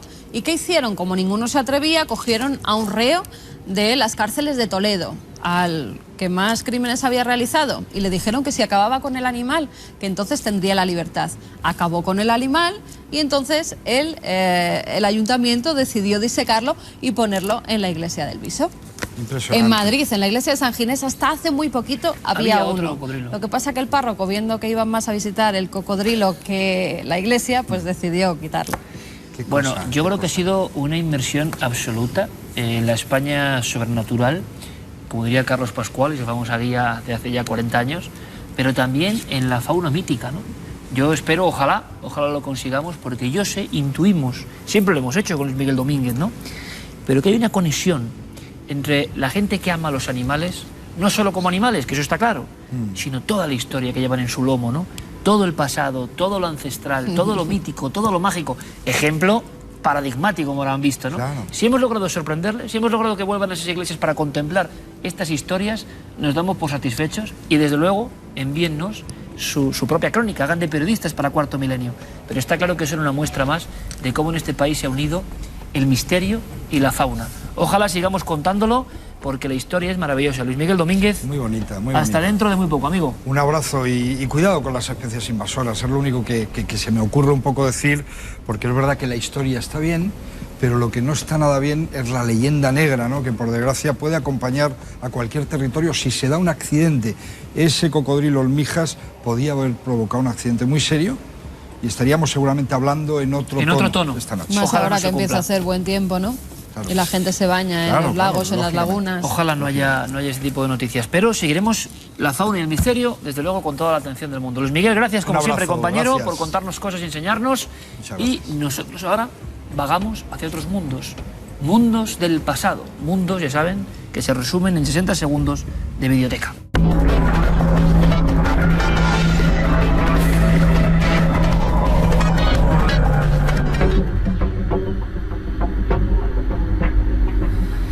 Y así como las fauces disecadas de los cocodrilos parece que colgándose en los templos nos cuentan su historia, también las viejas piedras de alguna forma reverberan en una sintonía de otro tiempo, un tiempo muy antiguo, un tiempo muy lejano y que supo retratar, como pocos, Fernando Jiménez del Oso. Hablamos de una de sus series más desconocidas porque no se emitió a nivel nacional, por eso el carácter de joya un poco esta semana. Es una serie que ya ha pasado casi como una sombra por esta sección que se llamó El Imperio del Sol, ni más ni menos. De ahí surgió una novela maravillosa y muy desconocida llamada Viracocha, porque Fernando se quedó atrapado, y no es difícil, con el país seguramente más misterioso del planeta, Perú. En la zona norte del Perú, y entre el año 200 y 700 de nuestra era, emergió una sorprendente civilización. Una civilización que quedó sepultada. Lo que van a ver es de verdad algo de primer nivel, porque era una de las primeras ocasiones que en España veíamos la Gran Pirámide del Sol. En apariencia una montaña, pero debajo de ella una gran sorpresa. Fueron grandes ceramistas, grandes magos, y tanto su irrupción como su desaparición sigue siendo un enorme misterio. Fernando, por supuesto, les dedicó uno de sus viajes, los Mochicas, el Imperio del Sol. Disfruten de este planeo por uno de los lugares más olvidados, más remotos de Sudamérica, pero que gracias a Fernando empezó a recibir de nuevo visitantes. Ese también fue su gran milagro.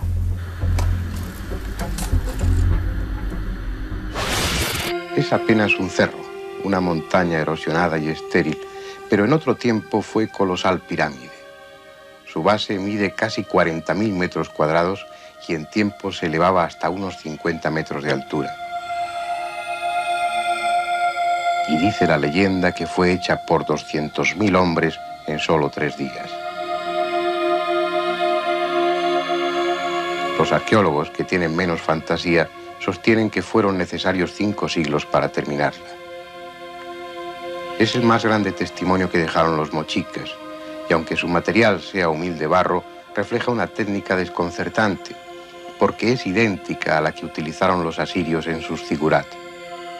Adobes de 3 tipos, rectangulares, convexos y troncocónicos, como si ambas culturas, una en América y otra en el oriente del Mediterráneo, hubieran tenido contacto a pesar de la distancia y de los siglos que las separaron. Créanme cuántas historias vienen en memoria al escuchar la voz, ni siquiera la imagen, la voz deslizándose por el desierto gris de los Moche del maestro Fernando Jiménez del Oso. Como ocurre tantas veces, cuando determinadas videotecas emergen en esta nave del misterio, se produce casi un efecto que yo diría humildemente casi sagrado. Cuando hablan los maestros, y además hablan en ese momento cúspide, ¿no? Cuando Fernando nos mostró a los que éramos niños la América desconocida. Y claro, en niños como nosotros eso produjo un influjo enorme. Perú se convirtió en la meca del misterio. Allí donde había un trozo de desierto, debajo había un enigma. Y él lo contó. Y ojo, o más bien oído, a esa increíble banda sonora de Michael Huguen, Olim, una música que efectivamente se hizo para esa serie. Casaba como si fuera algo alquímico. Las imágenes de ese mundo un poco muerto, pero que nos quiere decir algo, repito, con esas sintonías, bueno, producían algo que yo, repito, creo que es la magia de la comunicación. Especializada quizá, y quizá imposible hoy en día. Bueno, no lo sé. Hay muchas leyendas sobre mi persona, muchísimas, y una es que soy hijo precisamente de Fernando Jiménez del Oso, que no es así, aunque sí fui hijo periodístico de alguna forma durante un tiempo importante de mi vida, durante 5 años, investigando en su revista, pero mi padre no era Fernando Jiménez del Oso, evidentemente. Sin embargo, aprendimos muchas cosas, y algunas de esas cosas, algunas de las más remotas y desconocidas, gracias a la biblioteca, ojalá puedan ir saliendo a la luz. La pirámide del Sol, una de las joyas que nos mostró este psiquiatra, perseguidor eterno de los misterios. Nosotros continuamos con esta emoción, con otras historias maravillosas también. Hay que hacerles caso, hay que analizarlas. Se abre el gabinete de expertos.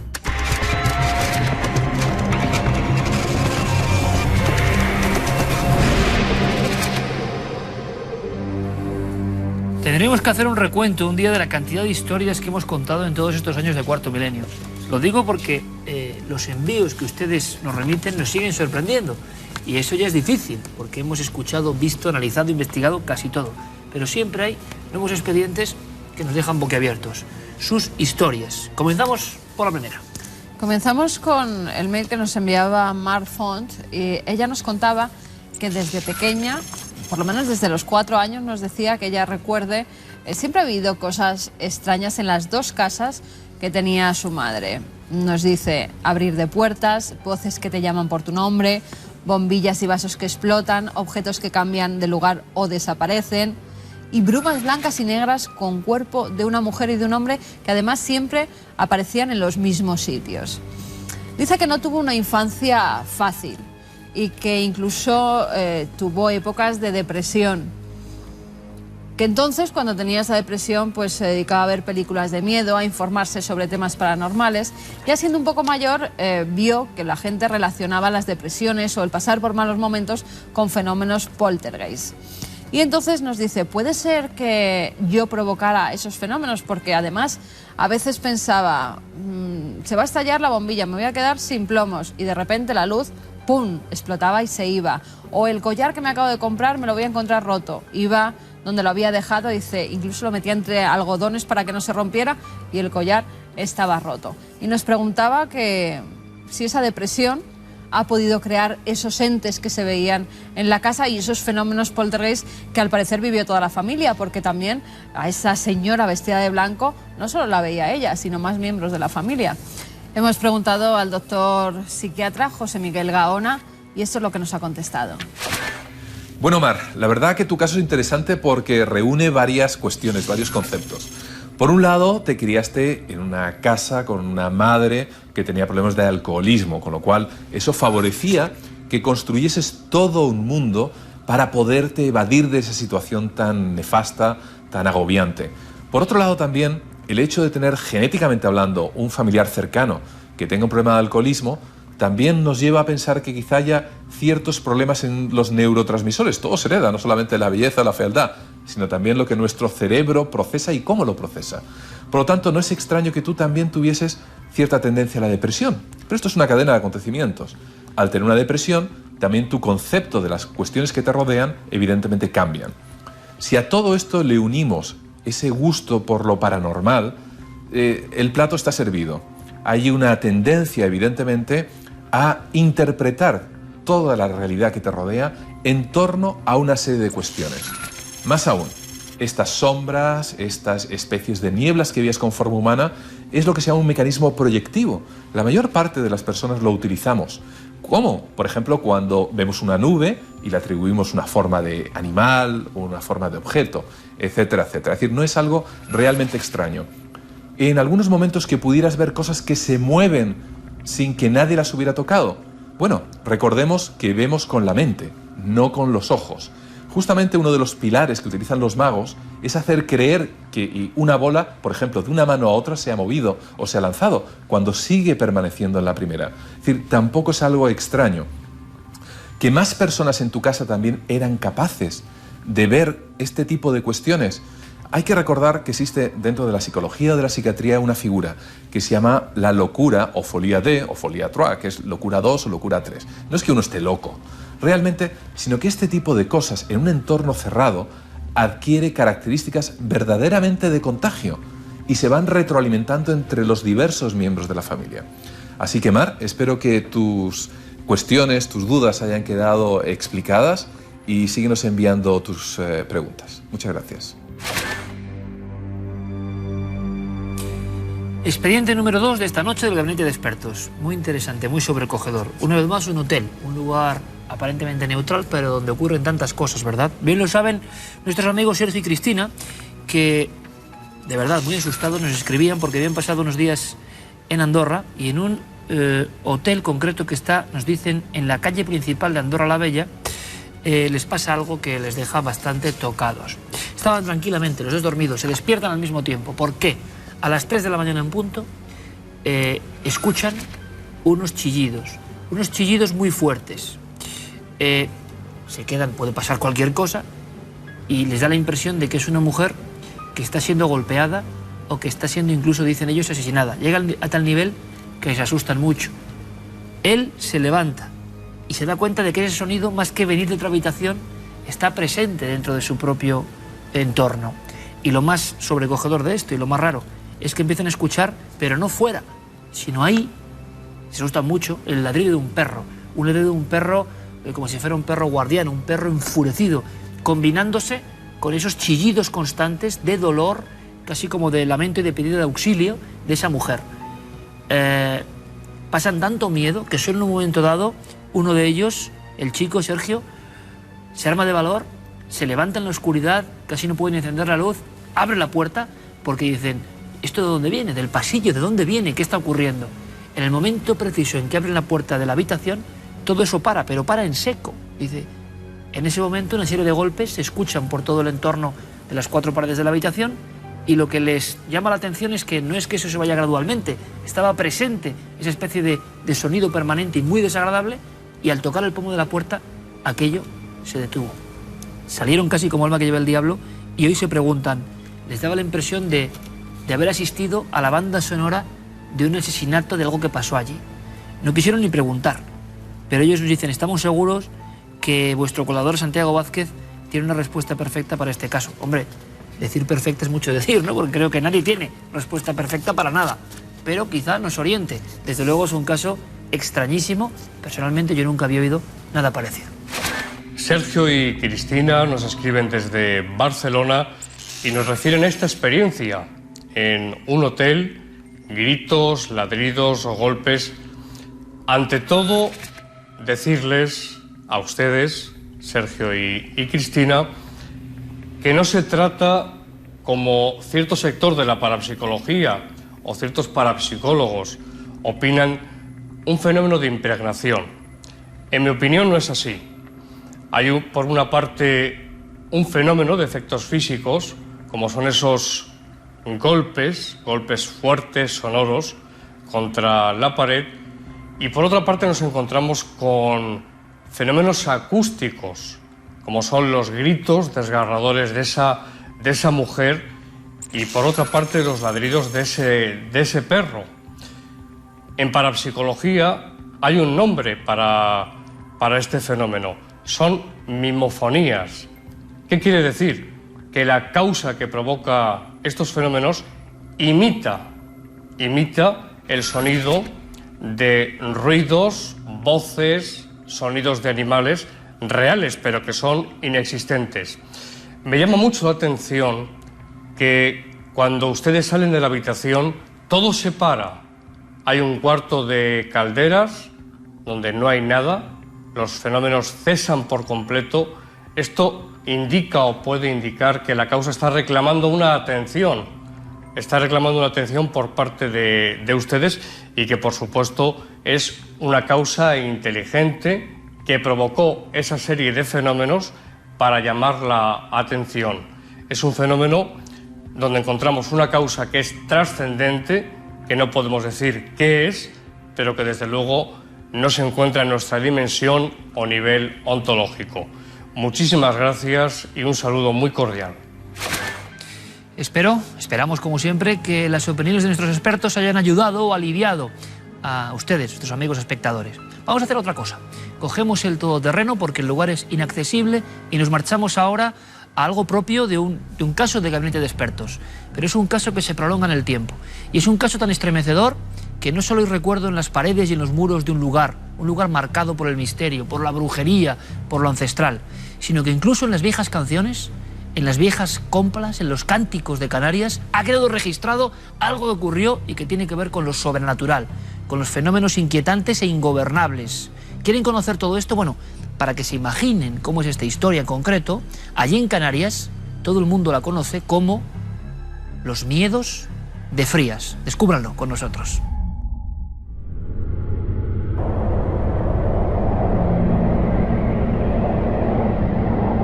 Allá por el Pinal de Frías va el padre Ramón muy diestro. Dicen que resuena el día como 3000 Padres Nuestros. Dicen que de Ave María otra tanta cantidad, porque dicen que allí está el enemigo rondando. Y yo lo que estoy pensando es que eso no puede ser verdad.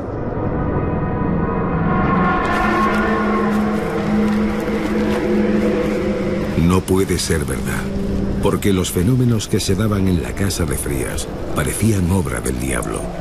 Una historia de terror, pánico y envidias, cuyo pozo ha quedado grabado a fuego en el recuerdo de los vecinos de la localidad tinerfeña del Escobonal.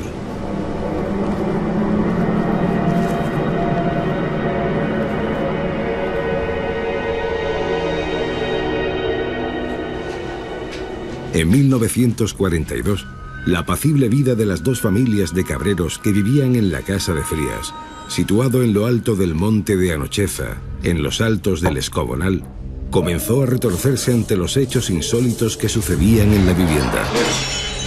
Los objetos volaban por el interior de las habitaciones, los muebles saltaban por los aires, y una extraña lluvia de piedras parecía querer minar la moral de los que allí vivían. Mucha gente fueron allá a ver lo que ocurría, pero dice que fue un daño, un cabrero quería que el otro se marchara. Existía en ese tiempo y hoy creo que existe también. Pasábamos cerca de allí porque mi madre no quería ir allá arriba. Pasábamos cerca y había mucha gente allí alrededor de aquello. Un montón de gente que iban de curiosos a verlo.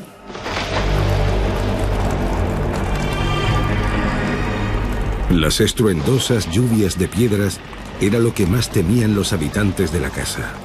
Doradas y de aspecto brillante, al caer se colocaban unas encima de otras, formando extrañas hileras.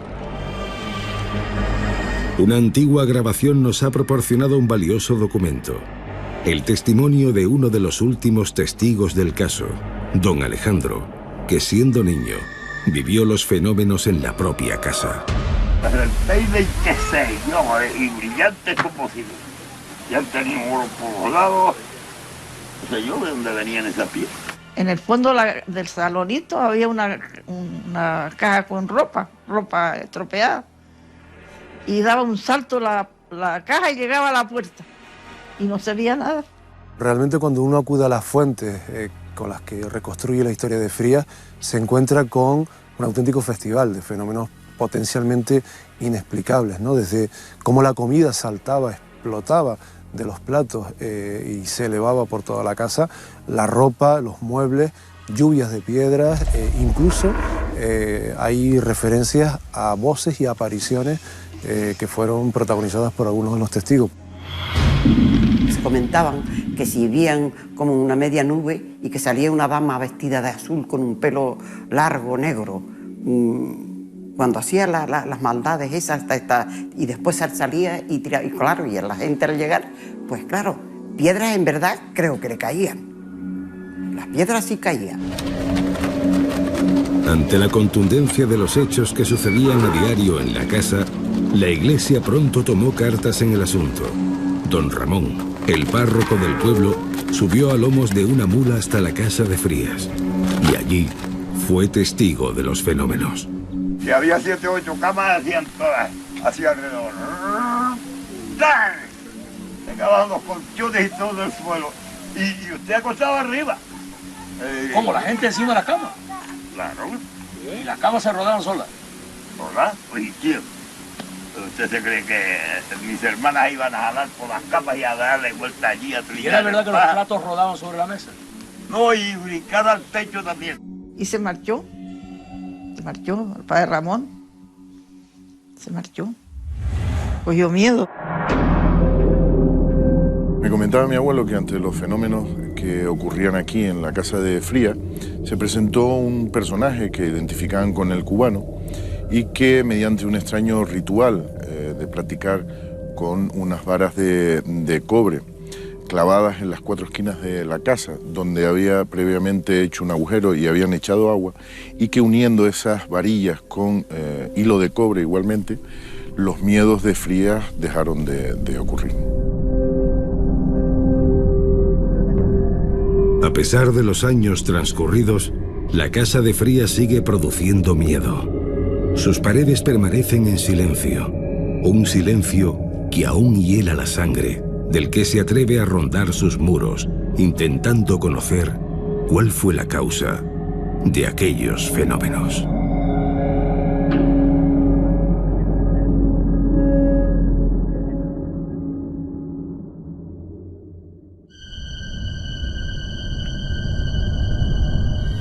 Este reportaje, pura esencia de España mágica y ancestral, reflejada incluso, como han visto en los cánticos, en las coplas antiguas, que rememoran un suceso que tuvo que convulsionar a toda la población. Este reportaje, como digo, es obra de nuestro compañero Nacho Ares. Nacho, bienvenido. ¿Qué tal, Iker? Buenas noches. Pero hay muchos datos, por lo menos que a pinceladas, podemos remarcar para su interés. Por ejemplo, toda esta historia, este lugar, digamos, infestado, entre comillas, ¿no? Intervención de exorcistas, miedo, el arquetipo de la casa encantada de toda la vida, con muchos elementos. Resulta que indagas un poco, en compañía de buenísimos amigos como José Roy González y nuestra buena gente de Canarias, Nando Hernández y compañía, y ahí había un lugar muy especial desde la antigüedad que me gustaría que nos describieses. Hay que pensar que la Casa de los Miedos de Frías está ubicada a 12 kilómetros del pueblo del Escobonal, en pleno monte, un lugar perdido, prácticamente inaccesible, con senderos laberínticos. A nosotros, incluso Nando, que nos llevó en su coche, tuvo muchos problemas después de haber ido allí varias veces para intentar dar con el camino, ¿no? Y esto nos puede ya centrar un poco en lo remoto, lo extraño, lo insólito. Sí, porque también hay unas Islas Canarias así, ¿no? Que todo el mundo piensa en que es un lugar pequeño, la planicie, las playas. No. Hay una Canarias profunda en el buen sentido, ¿no? Y luego muchos de los testigos nos hablaban de la magia de ese lugar, que ellos definen como un lugar pesado. Es decir, un lugar, hoy podríamos definirlo como maldito, ¿no? Encantado. Lugar pesado sería el término que emplean allí, que me parece maravilloso. Que nunca lo había escuchado. Totalmente singular, ¿no? Y nos hace ver precisamente eso, esas características de lugar apartado, pero no apartado porque esté en una lejanía física, sino que está realmente apartado del núcleo urbano más cercano, porque nadie quiere ir hasta allí. Y lo insólito de estas familias de cabreros en los años 40, que tuvieran las 2 viviendas aledañas una con la otra, precisamente en un lugar que desde tiempos ancestrales había estado rodeado de historias de brujas, de vampiras, de fantasmas, etc. Nacho, porque digamos que al margen del reportaje, en la investigación paralela sobre un hecho que en el fondo nos pone una lupa sobre un entorno antropológico, social, de creencias, bailaderos de brujas, otro término junto con zona o lugar pesado que yo no había escuchado, y lo que me asombra es seguir aprendiendo y aprendiendo cosas de la España mágica. Bailadero de brujas, ¿qué era? ¿Qué se sabe? ¿Qué ocurría? Claro, nosotros hablamos de bailadero de brujas y nos vamos a los cuadros de Goya del siglo XVIII. Sin embargo, hay que pensar que este bailadero de brujas hace referencia a leyendas del propio siglo XX. Hay una serie de cuevas, una serie de emplazamientos ahí muy cerca de la Casa de los Miedos de Frías, donde se decía que vivían las brujas que ahí realizaban sus rituales mágicos, que salían a bailar, que se les escuchaban los cantos. ¿Se acuerda la memoria popular de eso? Efectivamente, y es quizás uno de los argumentos que ellos utilizan para no deambular por esos sitios, ¿no? También escuchábamos en el reportaje cómo la gente tenía miedo incluso de acercarse a curiosear, que es lo que sucedía en la casa de Frías. ¿Por qué? Porque muchas de las protagonistas de estas historias eran mujeres vampiro, que se denominaban en este caso a mujeres que atacaban a niños recién nacidos de pocos meses justo antes del bautismo, es decir, justo antes de que de alguna forma fueran sacralizados, ¿no? Les chupaban la sangre. Luego estos niños, hay casos reales, la documentación está ahí, que se habla de niños con heridas en las piernas, en el cuello, etcétera, y aparecían muertos a los pocos días de nacer. En esta misma zona. Efectivamente, eran los niños chupados, sí, que dice la documentación de la época. En Asturias, en Cantabria, existe una larguísima leyenda y tradición sobre estas brujas xuxonas o esta especie de imagen arquetípica, ¿no?, de la bruja anciana, joven también, que se cuela en las casas, que busca niños, que incluso los deja, siempre según la leyenda, pero en la leyenda que a veces se cobra una víctima real, ¿no?, que los dejaban medio inertes en un estado de catalepsia después de hacer sus ungüentos y chuparles la sangre, y regresaban por la noche al cementerio. Una vieja historia que nos conecta incluso con los zombies de Haití, ¿no?, para recuperar esos cuerpos.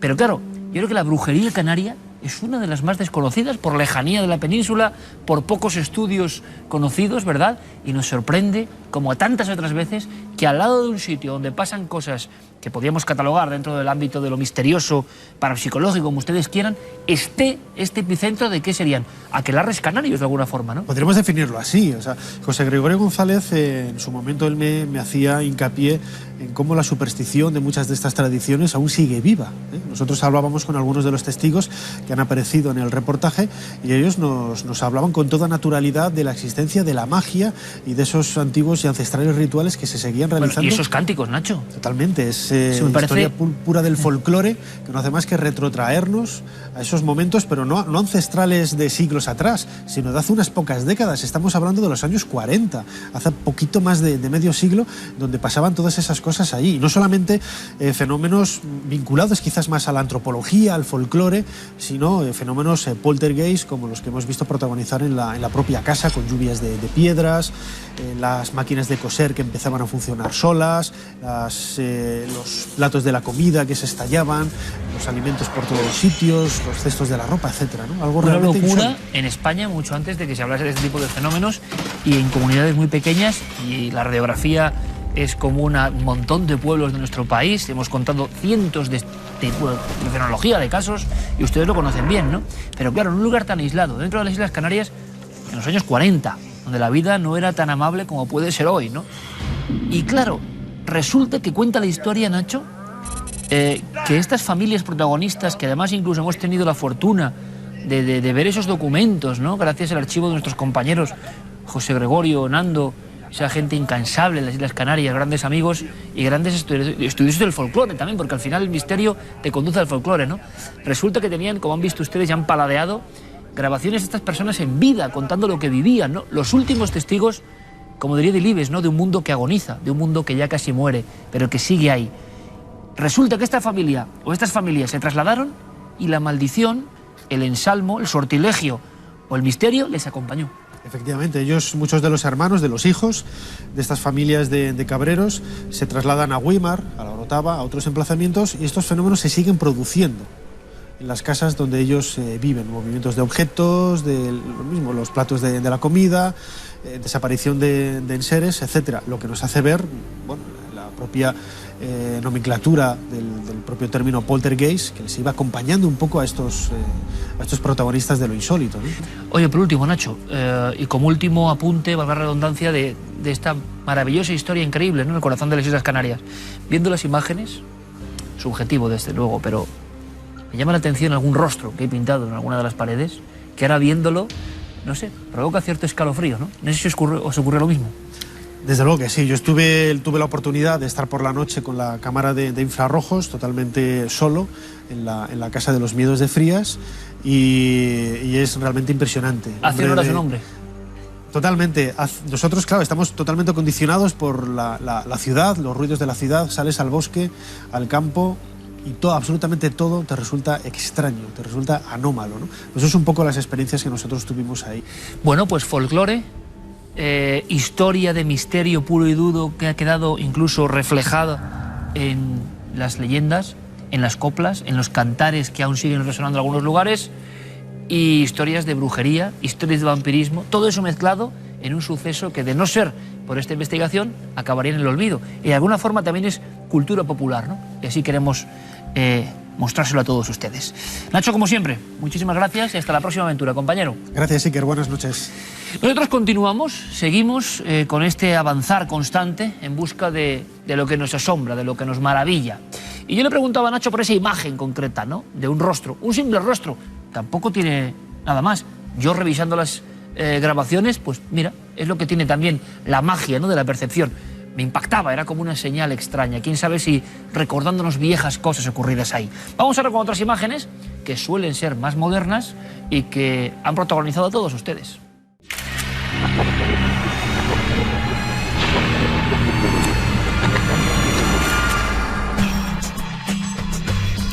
La primera imagen de esta noche nos la enviaba Sergio Álvarez. La tomó haciendo un viaje a la India.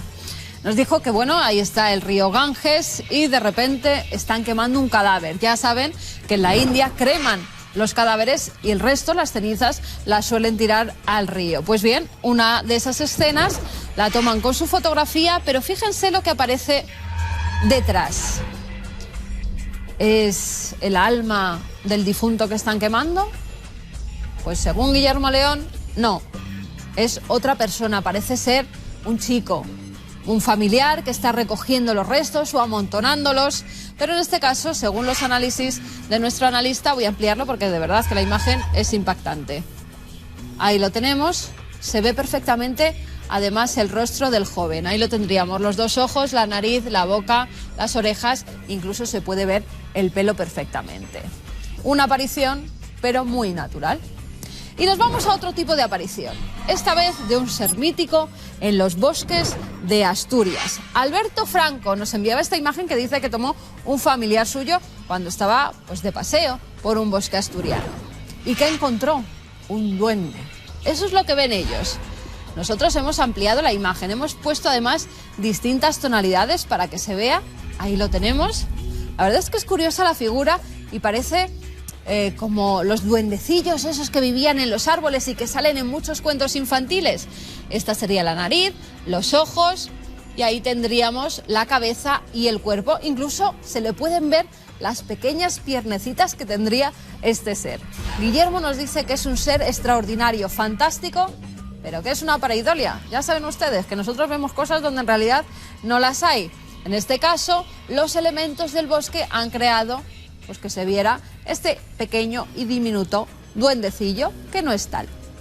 Dos vías de contacto si tiene fotografías tan preciosas y tan insólitas como estas. A través del correo electrónico cuartomilenio@4.com y nuestro apartado de correos 18189 con el código postal de Madrid 28080.